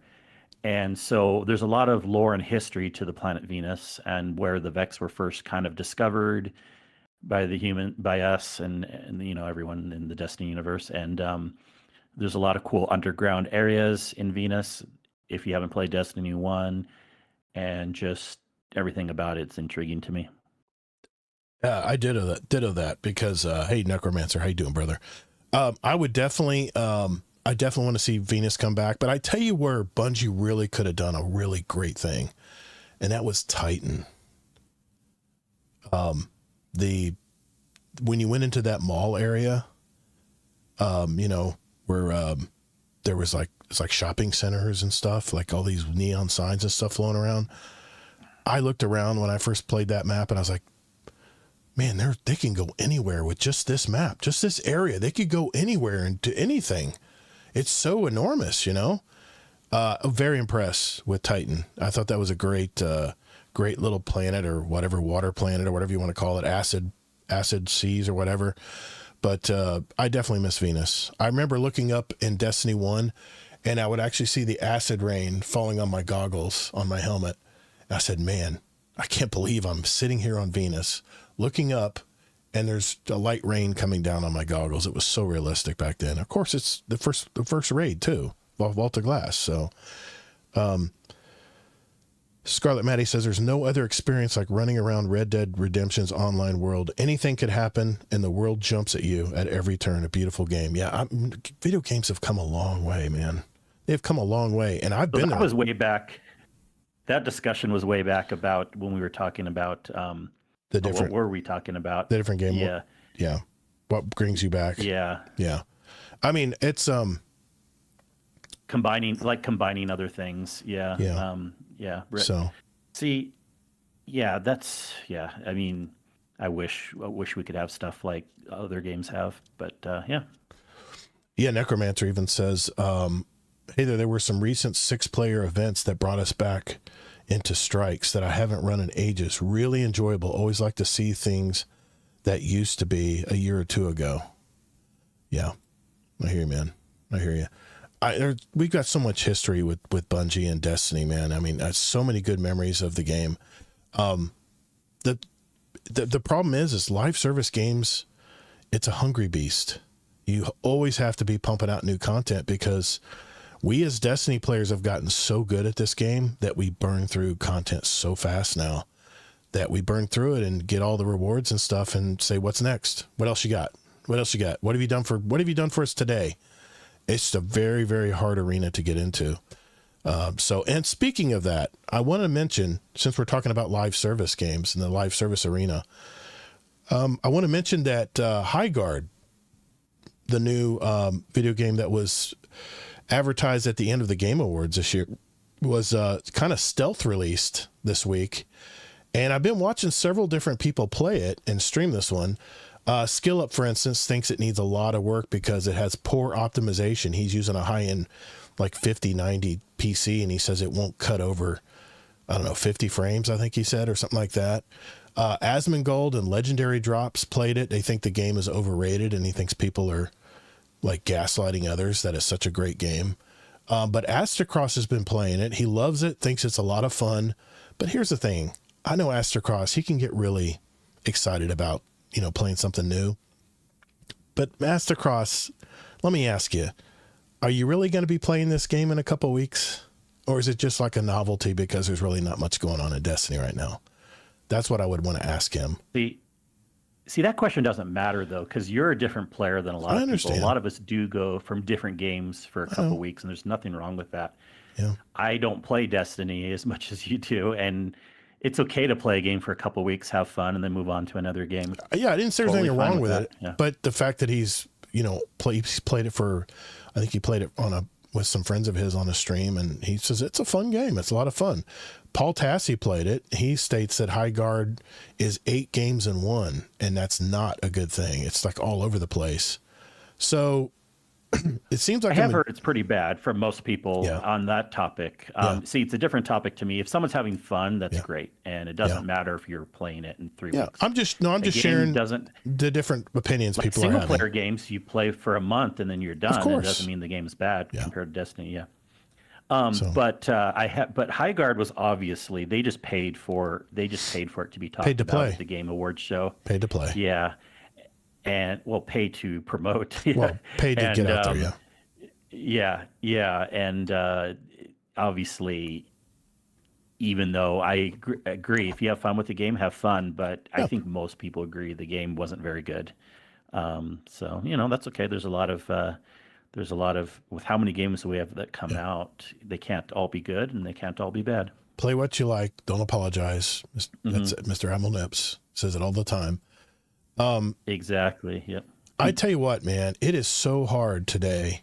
If you want to get into the live service arena, it just is very, very tough to get into that handful of games that we like, our comfort games that we always like to go and play when we're bored or when we want to just hop on and just do something. I mean, Destiny's my comfort game. But there's other games that I want to start trying. And let's face it, Bungie's been very good at keeping me from playing other games, because if you look at my backlog of games, it's enormous.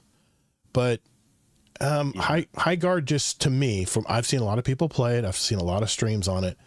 It just seems very generic to me. It's not great from what I heard. They're trying to cover all the bases, but the problem is if there's not real deep progression, if there's not any story or really good lore to it, and it's not going to hold an audience very long. So I don't see this one lasting very long, but I just want to mention that they stealth dropped it. They didn't really, other than promoting it at the Game Awards, they didn't really say when it was coming. Well, they did, but I think I remember people were waiting to like the hour and nothing had dropped. And then all of a sudden it just dropped, and there's no pre-downloading of it or anything like that. So, and it is free to play. So, play it, try it, whatever. The second thing I wanted to mention while we're on in our questions and answer segment of our show, the Bungie lawsuit over Red War. There's been a post in Reddit. Someone posted in there that had a lot of access to a lot of the court documents, and I wanted to just share some updated information. We heard that the Bungie lawsuit with Martineau, he accused Bungie of stealing his story that the Red War was involved in. It wasn't really settled as we thought, because we heard that Bungie settled. I figured, we all figured that Bungie just threw him a bone and said, get out of here. Get out, just don't waste our time. Here's a few bucks or shekels. I didn't, but we'll talk about that later. Yeah. People have to remember what the word settled means. Exactly. It doesn't always mean money. Well, when this case went to court, the proof was really thin, and actually the court kind of laughed Martineau. They kind of laughed him out of court. I mean, the feeling is that Bungie, like I said, Bungie just paid him off just to go away. But in actuality, Martineau was trying to wait out Bungie, try to make him sweat a little bit. And I think he was just sitting around waiting for a payoff, because they're a big company. Here's what the settlement was. The settlement was that both sides just walked away, absorbed both their, each of them absorbed their legal costs that they had spent. There was no basis for this case being filed. It was also discovered that Martineau removed his sci-fi story from the internet in 2014, well before Destiny 2 arrived, so thus proving that Bungie wasn't even possibly even looking in his direction for this story that wasn't even online anymore. And what was funny is he kept adding in new information that had no connection to the case. It's like he was just throwing everything at the wall to see what would stick. And I really think this was just some guy looking to cash in and walk away with some kind of I don't know, 6-figure payoff or something from a video game company. So I don't know if Bungie has a sue me sticker on their back or whatever. I mean, we talked about the art scandal with Marathon, and that's been settled, by the way. I mean, the person probably got 6 or maybe 7 figures. Yeah. She might have even gotten 7 figures. I don't know. They haven't really disclosed how much she got, but But yeah, I just want to mention that because that was enlightening when I heard that on Reddit. When I saw that on Reddit today. Well, I think the bigger picture, it helps people remember that settle doesn't always mean money. Like it's a lot of times people will, go to court. I mean, if you also think criminal cases that get settled, they're not based on money. They're based on less jail time, Right. or if you're really lucky, just the case gets dropped or something. But yeah, settle doesn't always mean money. And I think that's a good reminder. Here's the other thing that's interesting though. I was watching. The reason why I know a lot about this one too is because I was happening to watch Lucky 10P live when he was talking about it, and they found out about this news. And there's even a little bit more to the story. Now I forget what I was going to say. Jeez. About the Martineau, about things he had done. Yeah. In that case. Yeah. I mean, yeah, we know that the settlement means that it was just dropped on both sides, but oh yeah. The more to the story is the reason why people had the impression that it was monetarily based is because the Game Post, their reporting outlet, they reported on the settlement too quickly. They didn't do enough due diligence, and they kind of implied. Lucky was reading some things, and I don't remember all the details now, but they kind of implied that it was monetarily based without doing full due diligence research. And everyone went off of the story that the Game Post wrote first.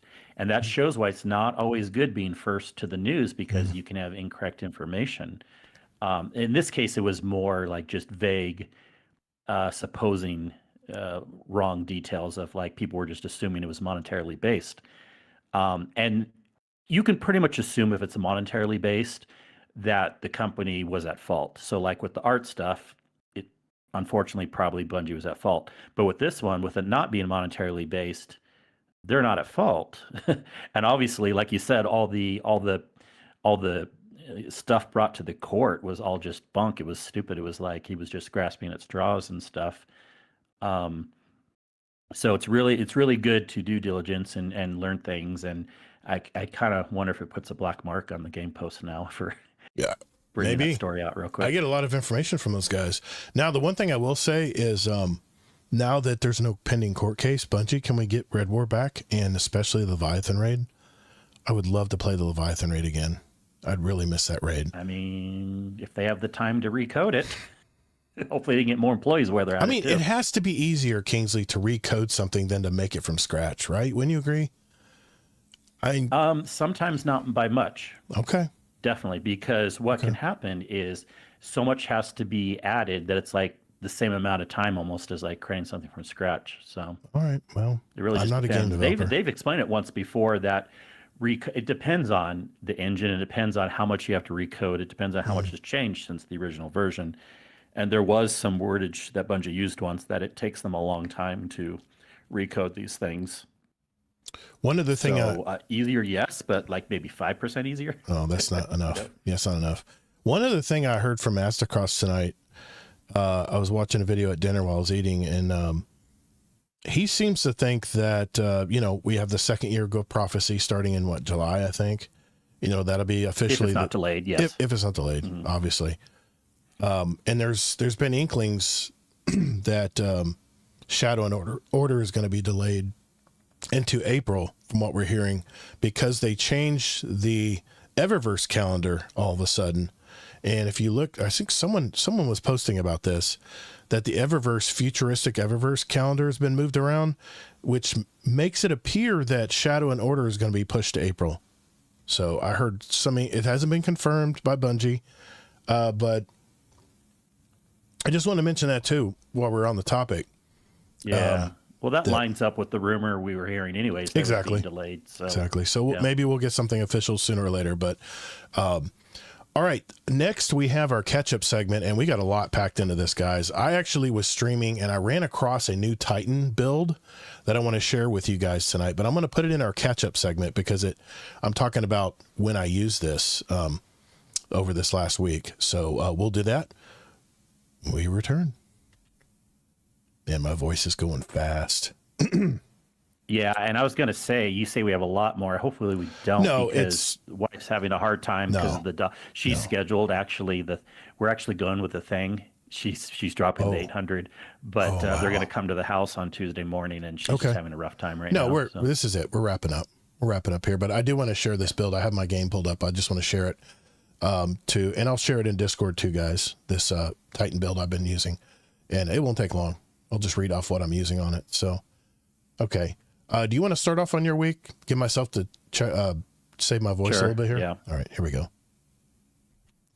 All right, for the final part of our show tonight, we want to catch up. Want to see what we've been watching, what we've been doing. I have 2 more movie reviews I want to share tonight, but I'll start with you, Kingsley. What have you been doing? What have you been playing? What's been going on this week, man? Yeah. It's been a pretty good week, and sorry if I've seemed a little bit quieter on the podcast tonight. I talked a little bit at the beginning of the show, but we have a pet that's going to be, unfortunately, have end of life on Tuesday. But regardless of that, it's been pretty good week otherwise. Weather in Utah has been pretty warm, compared to how it should be for wintertime, but that's been that way the last few years. Video gaming, I've been hopping back into Diablo and having a lot of fun. I'm kind of glad I waited. The last expansion came out in October, and I didn't buy it yet. And then, because I hadn't gone back to Diablo for a bit, but then they're coming out with another expansion in April, I believe. Well, now, since I didn't buy it, you can get both for the price of one. So that's kind of nice. Okay. So I pre-bought the new one. It includes a new class, the Paladin, which actually has been around in the past in Diablo 3 and 2. But they're bringing it in a new version to Diablo 4, and you can start playing it now. So I created a new seasonal character, started the new campaign, the October campaign, and having a lot of fun. It's just, the game is very refreshing. There's so much you can do if you want to get deep into it, but you don't have to. It's very easy and refreshing to learn Diablo compared to a lot of other games. And it's a great game that you can, no, you say this too, like just doing bounties, you can like do it in the background, concentrate on other stuff, but literally Diablo, I can just be like clicking on the mouse and like almost looking at my other screen more than the computer screen if I want, and just be watching a YouTube video at the same time or whatever, just have fun leveling up. Of course, Destiny, continue to raid and stuff, and had a really fun one last night. I mean, we could talk about Saturday. I'll let you talk about Saturday, but last night did a Vow of the Disciple raid for a Wednesday night raid, and it went pretty well. Vow is a little bit of a harder raid if you have it's not like Salvation's Edge hard or Desert Perpetual, but it's shortly lower than that. It's up there, and we got through it pretty well. And some people already knew it really well, and other people needed a little more experience, but had a lot of fun with people in the crew. So again, people, if you haven't rated yet or you want to start rating again, check out our scheduling system in the Discord. It's a great way to plan things ahead of time when will work well for you, or you can join one that's already going. And I will be talking more about it shortly, our scheduling system again coming up. So stay tuned on that. Excellent. Yeah. Other than that, just pretty much finishing Better Call Saul. I'm in season 6 again, and nice. I don't know what I'll move to after that, but nice. I'll pass it back over to you. What is that new series? It's the pre-Game of Thrones series that just came out on HBO. I watched the first 2 episodes of that. I'm sure someone in chat will know. We got a lot of TV show viewers in here. Hopefully someone will be able to throw it out in chat. But I started watching that series.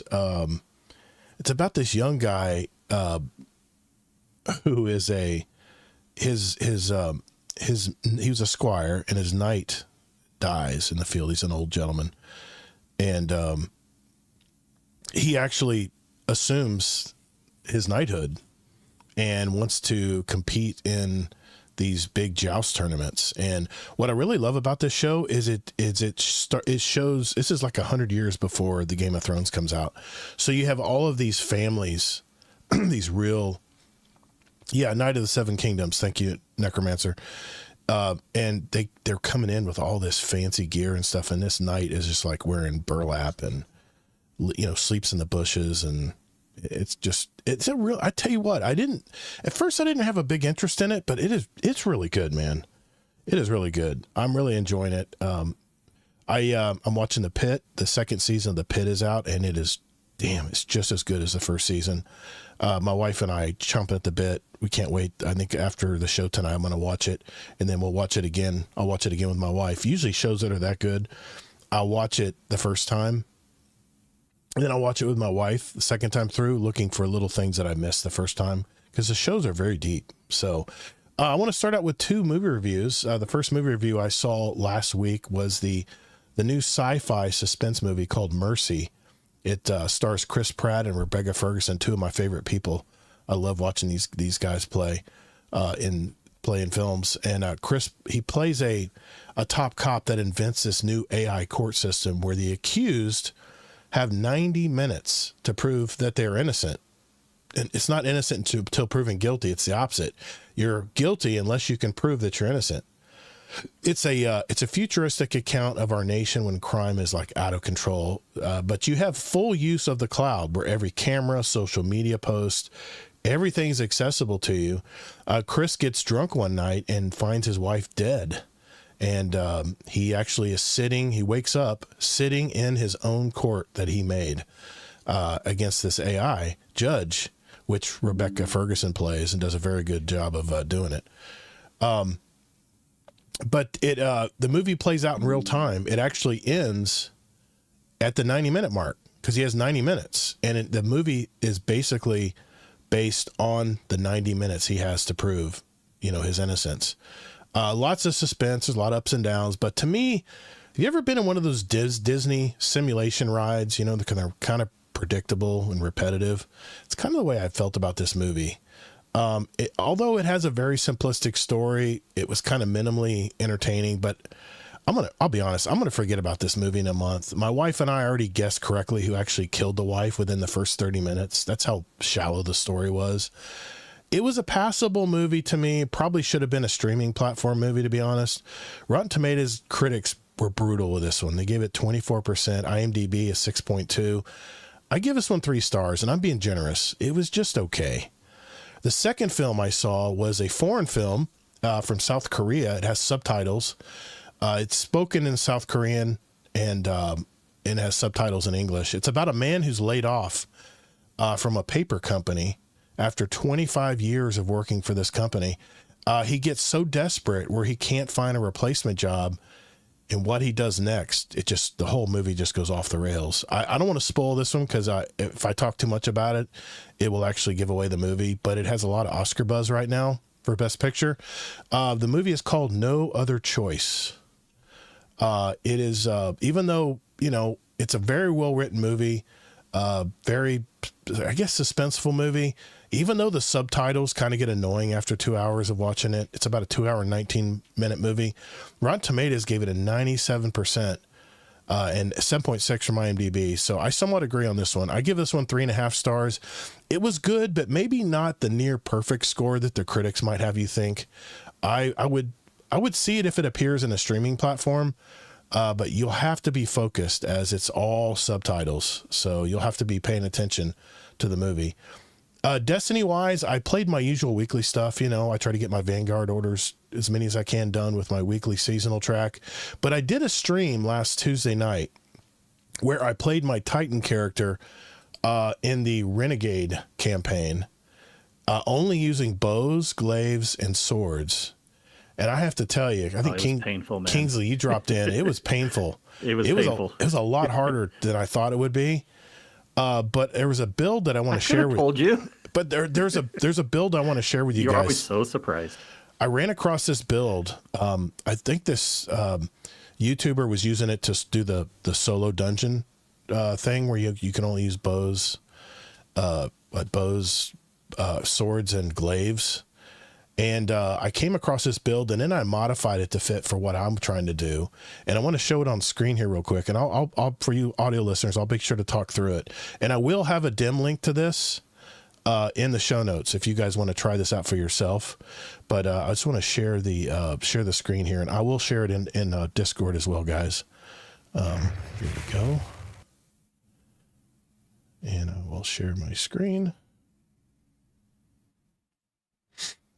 This is, and you can see my Titan just looks badass as usual.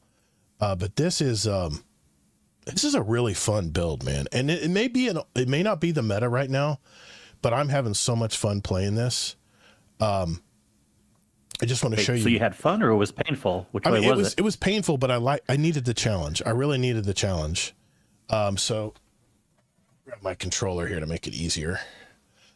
This build is a hammer build. It's a Sunbreaker Titan. I was using the Burning Maw, but I could have used Hammer of Soul. It probably would have made things easier, but Burning Maw was really good for burning down some of the big bosses and stuff. But I was running through the first part of the story, but whatever Sunbreaker Super you're using is fine. I use the small Rally Barricade because it increases weapon reload speed and range, and it does draw hostile fire, which is nice. I use a Strafe lift because I like directional control and everything I use. Of course, the hammers and a solar grenade. My aspect was Soul Invictus, solar ability Final Blows, Hammer of Soul impacts, and defeating scorched targets create sunspots. And when you stand in those sunspots, your abilities regenerate a lot faster and your super drains slower if you're using it while in a super. The other aspect I used was Roaring Flames. The target is singled by destructive Final Blows with solar abilities, or ignitions increase the damage of your solar abilities, and it stacks 3 times. And let me tell you, man, when this thing kicks in, when you get Roaring Flames kicking in, I was one bonking the chicken hawks. What do they call those damn Vex? The big chickens that come at you. I had big yellow bar chickens coming at me, and I was wyverns. I was one hit wyvern. I was one hit hitting wyverns, and this is higher level stuff. Fragments, Ember of Eruption, you get a +10 to melee, but your solar ignitions increased area of effect. I used Ember of Mercy. When you revive an ally, you and the others nearby gain restoration. I didn't use it for that, obviously, because I was doing it solo, but if you pick up a fire sprite, you instantly get restoration, which makes you damn near unkillable. Then I was using Ember of Searing. Defeating scorched targets grants melee energy and creates a fire sprite. So you can see how that feeds in. Searing feeds into Mercy. And then finally, Ember of Empyrean. Solar weapon or ability Final Blows extend the duration of restoration and radiant effects applied to you. It takes 10 away on your health, but health isn't a stat you don't have to worry about in PvE. But that's the base build right there. As far as my artifact, I made sure I was using Void Infestation at defeating weakened targets, spawns a tracking projectile, Sword Storm combo, because I was using swords, glaives, and bows, a combination Argent Blade, Singularity Blade, Power from Pain, Riposte, Reload at range, just because I was using my bows, Fastest Draw, the first shot surely after reloading readies your weapon at precision hit, you gain flinch resistance, and then finally Elemental Siphon, and then whatever champion mod you want to use there is up to you. But I was using the Refusal of the Call. This is a stasis glaive. Then I was using King Orfeo, the new one we got from the Arms Week this week. I tell you what, this thing is very accurate, man.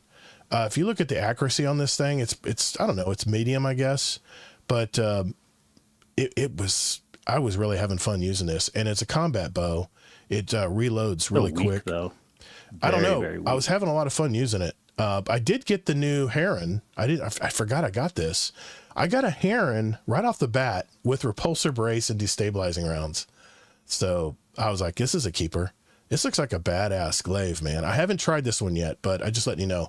Now, what I would do sometimes for my glaive, I was using the Winter Bite in my encounters with my with the some of my Lawless Frontier stuff I was doing. But actually what I was doing too is I was switching over to Half Truce with Eager Edge so I can move around a lot faster, and then I would put on my Trinity Ghoul. This is my favorite bow because with the catalyst you can just ignite everything with electricity and just really kill a lot of enemies all at once. Yep. that was a lot of fun to Much use. better bow. Yep. Yeah, this is my favorite bow. And even though it's a solar subclass, this was just so nice to clean out ads and stuff. And of course, with Eager Edge, you can just really dance around, and your mobility is like through the charts. So as far as your stats, I had my number. Keep in mind, this is my Titan. I don't have a lot of time on it. I don't have a lot of gear for it yet. But your goal is to stack as much melee as you can. I was at 175, but I also had a modifier that would give me 10 more of that. But the main thing is I was using the Worm God Caress exotic.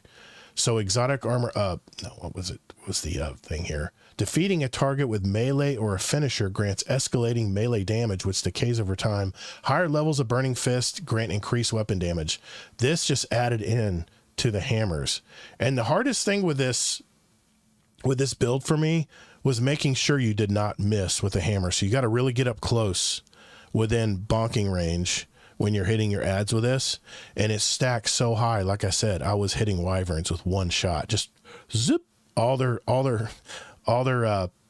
health was just drained immediately. So this was a really fun build, man. And as far as the other perks and stuff, you just use what you want to use here. Just depends on your setup, what you want to use.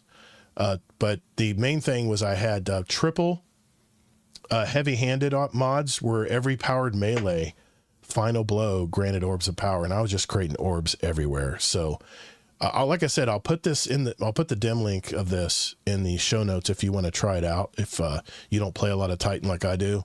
But man, this was a lot of fun to use the other night. So I just want to mention that build that I was playing, and I will go back to. Awesome. It reminds me of a couple things. First of all, you're doing a good job adding to the Titan graph, because I posted in the Discord. Titan is a dying breed right now. Hardly anyone's playing Titan. If you look in the Discord, it's like, look at that graph. It is dropping off like crazy. Yeah. Warlock's number one, and then Hunter's gone up a lot recently. That's where it's dropped on the Titan side. So good job adding to the Titan to help them not die off. But no, I jest. I mean, that's just right now. I mean, Titan could get popular again in a month or so. But the other thing I do remember is, since we're talking about catch up, is I did actually go into the 2 matches of the Crucible bow, glaive, sword BS just to experience it. Yeah. I was so freaking bored, even more than regular Crucible. Oh man. Because bows are just so slow to shoot. And since everyone else had bows and glaives, and obviously glaive is the play, not the shot glaive, but the melee glaive, because you can still do that when you're out of ammo, way more powerful than a bow. Anyways, but I just figured I would try the bow. And I was so bored. It just seemed so quiet in there with everyone just plinking bows. It wasn't like a gunfight. It was just so freaking boring. There's some people in the community that love using bows, but nah. I know. They're fun. Just to me, it was boring. It's like a sniper. Yeah. If you're really good using snipers, you'll be really accurate with bows too. It's all about relining that dot and knowing when to release. But that's awesome, man. Did you go into that mode at all? No, I didn't. I didn't try any of the. I don't like how they're pushing us into PvP. That's not the way you push people into PvP. No, I know that's the only way you can really farm in the Arms Week. But all I was worried about getting was the bow stuff. It was just for a sub quest. You only have to go twice. Yeah, it wasn't a way to farm. You can do any of the portal activities. I need to do it. Yeah. I'm going to participate this weekend when I can. But like you said, like I said earlier, the pulse rifles in trials this weekend. So I'll probably spend any time I have to play, probably in trials this weekend to get that. I want that pulse rifle.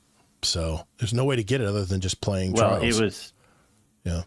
Unless you love bows too, I think you'll also think it's boring, even though you like Crucible. So I don't know.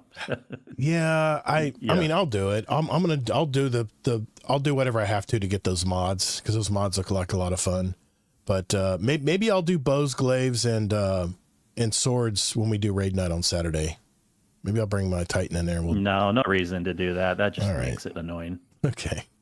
If you want to, man, but you'll be putting yourself at a disadvantage.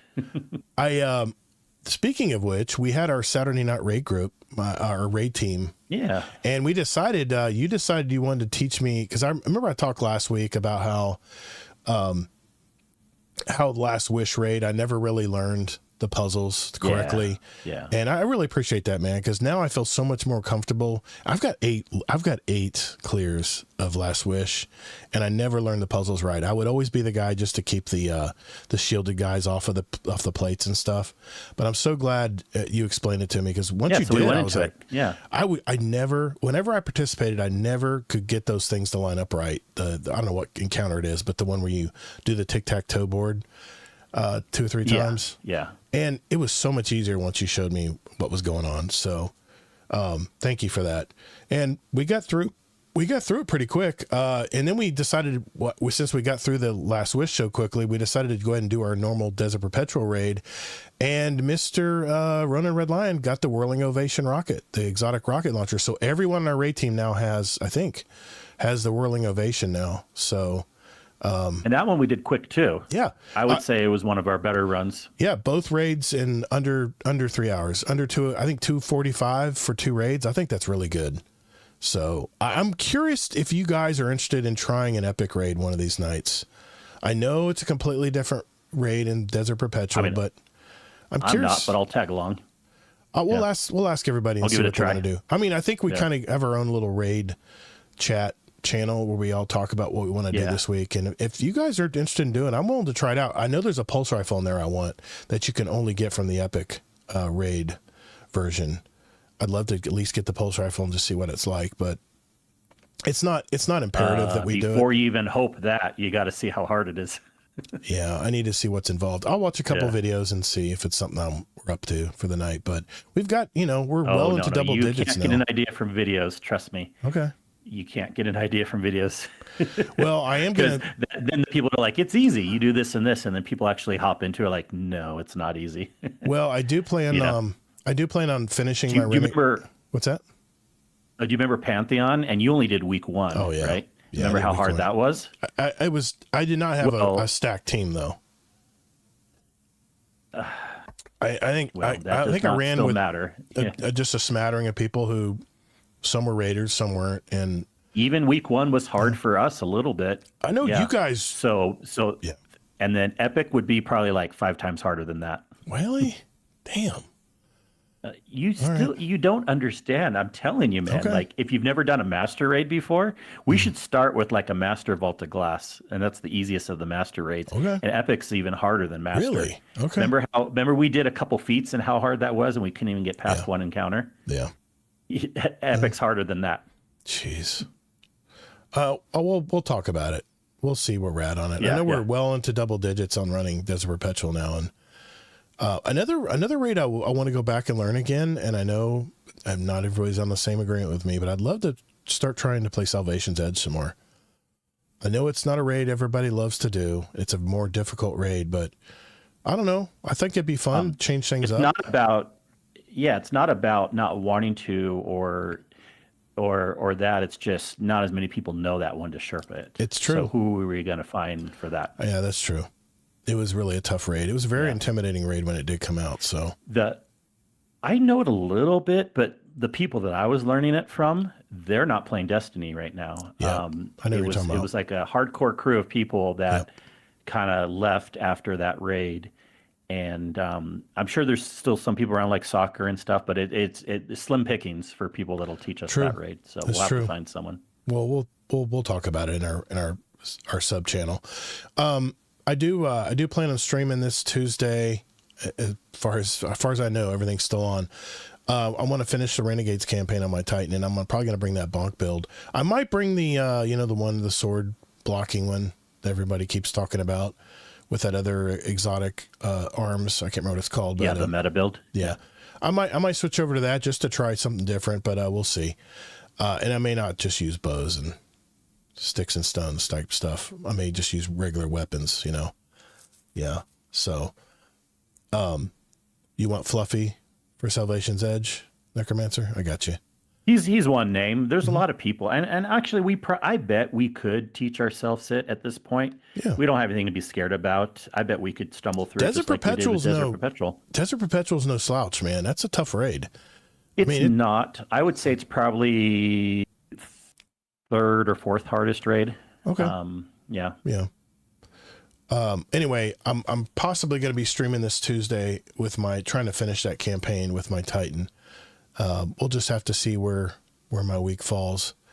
I am releasing another episode of my solo podcast, 50 Years Experience Required. It's going to be 7 more things that I wish I knew when I was younger. Episode 10, I mentioned my first 7 things. So this will be 7 more things that I thought of.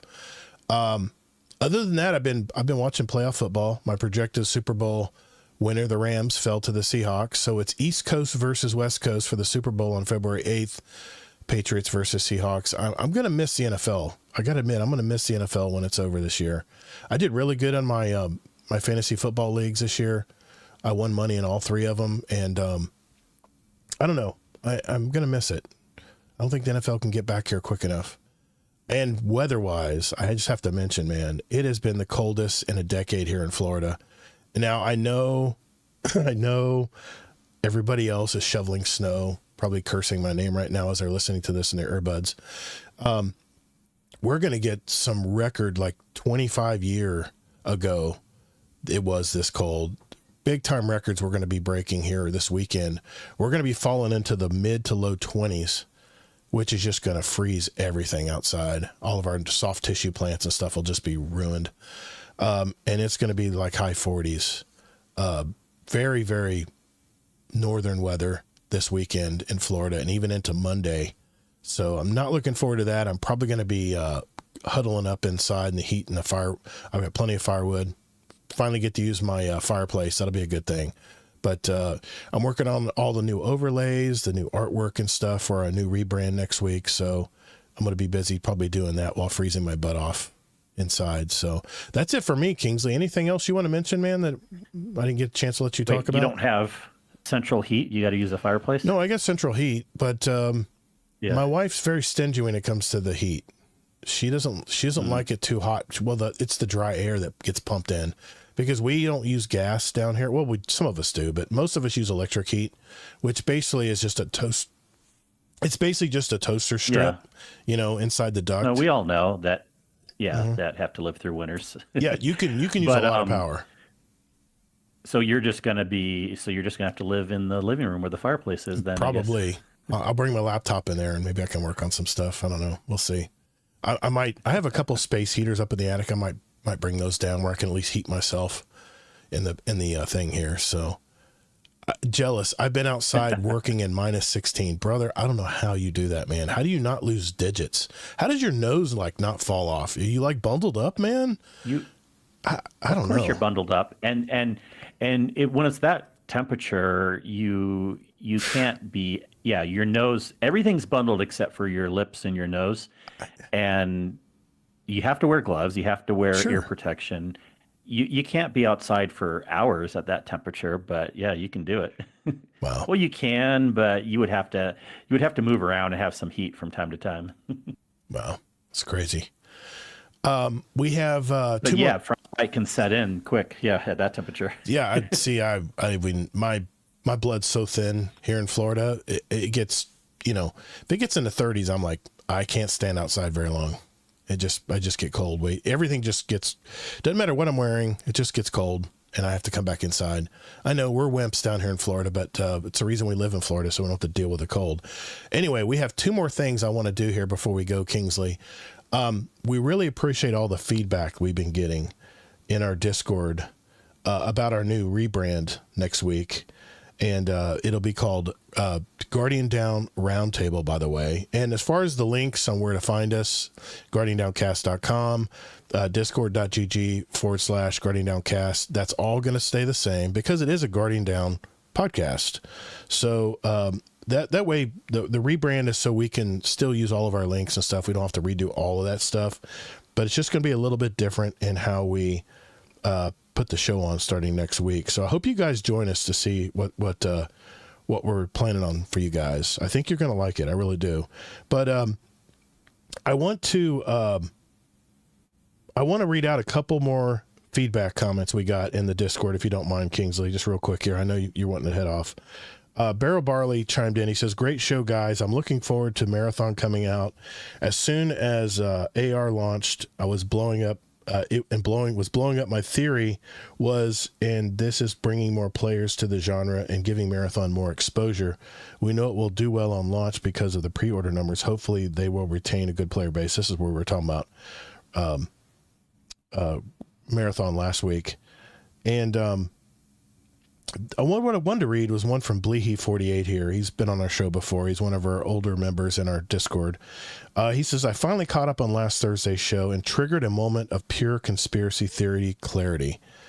I asked Gemini for a breakdown of where players spend their time, and it spit out a figure around 10% for PvP. While that fluctuates based on the campaign cycle, let's use 10% as our baseline. Whenever you get a, quote, Greek chorus of Crucible players together, they're always chanting the same thing. We need more maps. Even though the rewards are currently great, you get the sense that Bungie is desperate to funnel more people into the playlist, as with the Arms Week this week.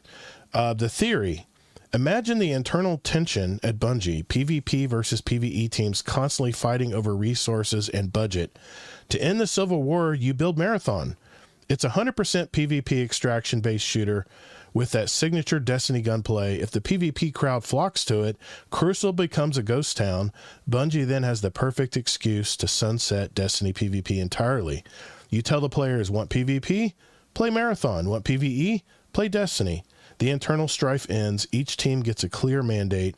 If Destiny thrives as a solo PvE experience, great. If it falters, put it into maintenance mode like Destiny 1 and let Marathon carry the torch. Am I crazy, or does this actually make sense?"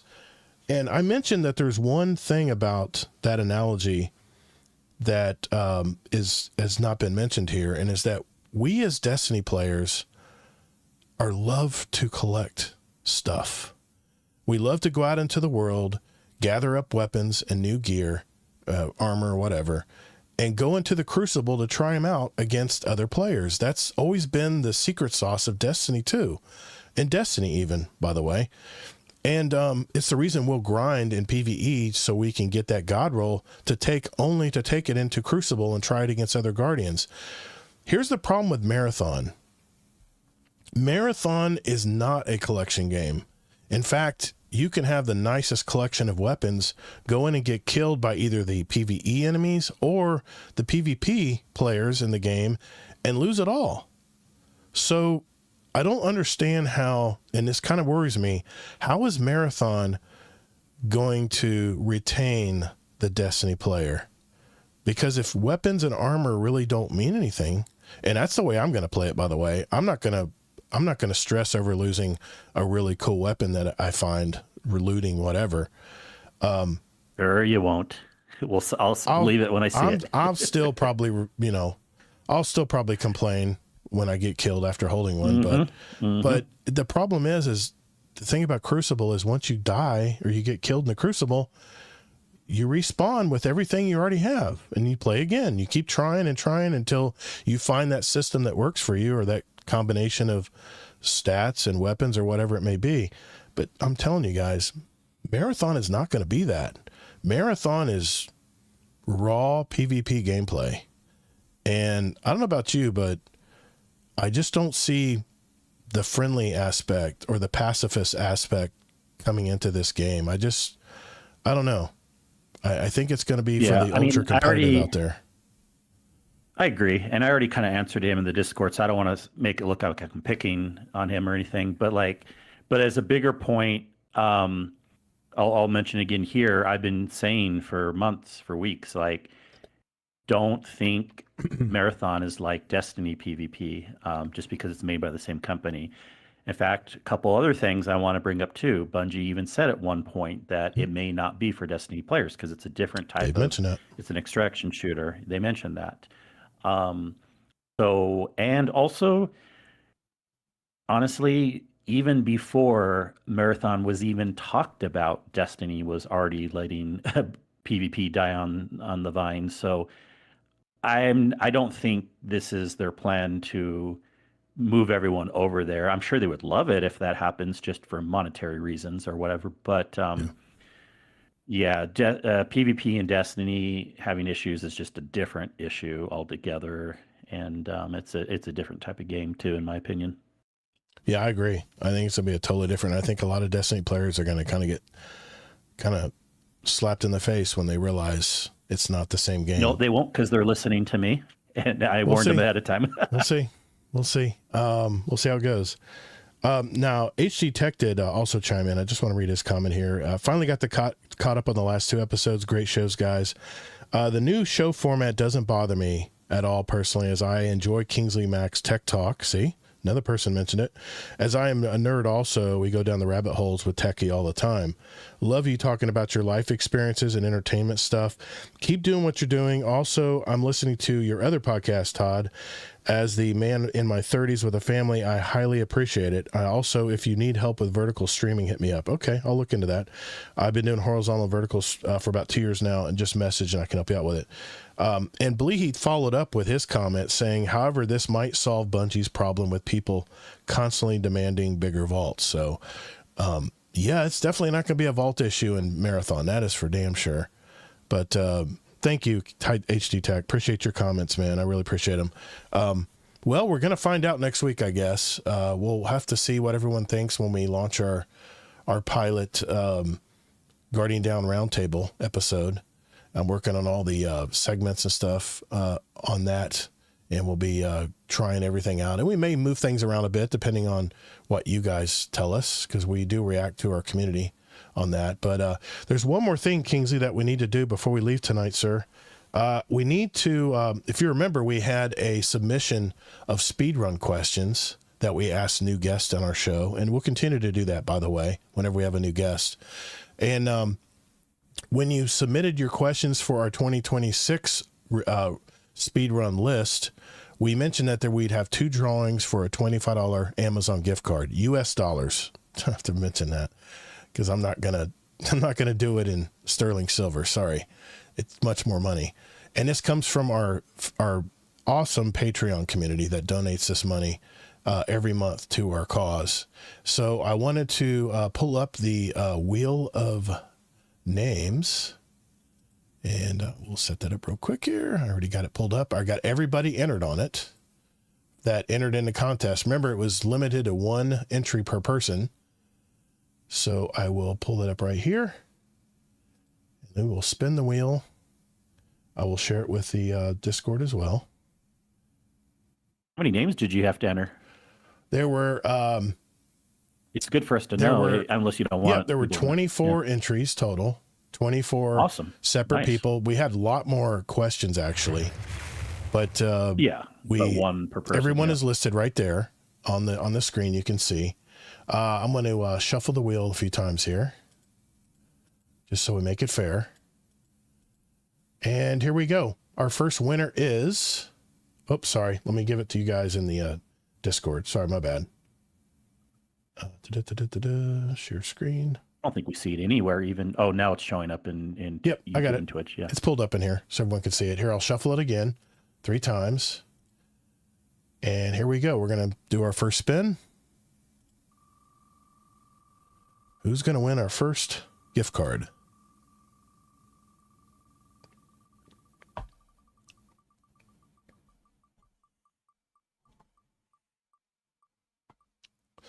Is it going to be Miklo? Will Miklo hang on to it? Looks like it's going to be Big Briggs. Big Briggs wins our first Amazon gift card. All right, so that's our first. Wow, winner. you got Miklo all hopeful by mentioning that. What? It looked like Miklo was going to hold it, but it just slid by him. I know, you shouldn't have said anything. Let's shuffle it again. Okay, here is our second roll. Boom.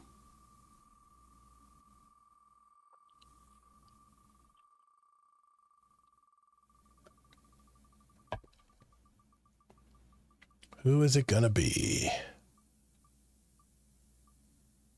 There went Bleehy. There went JD Kent. Him got a gun. Raz.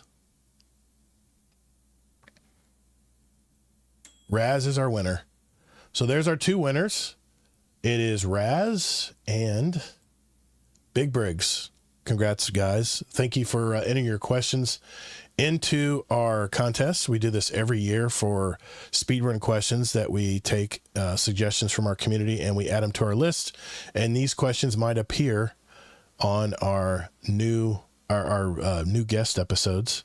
That is something we will continue to do, by the way, is our speedrun questions for our new guest. So we can always look forward to that, kind of bringing our heritage forward here from when we started it.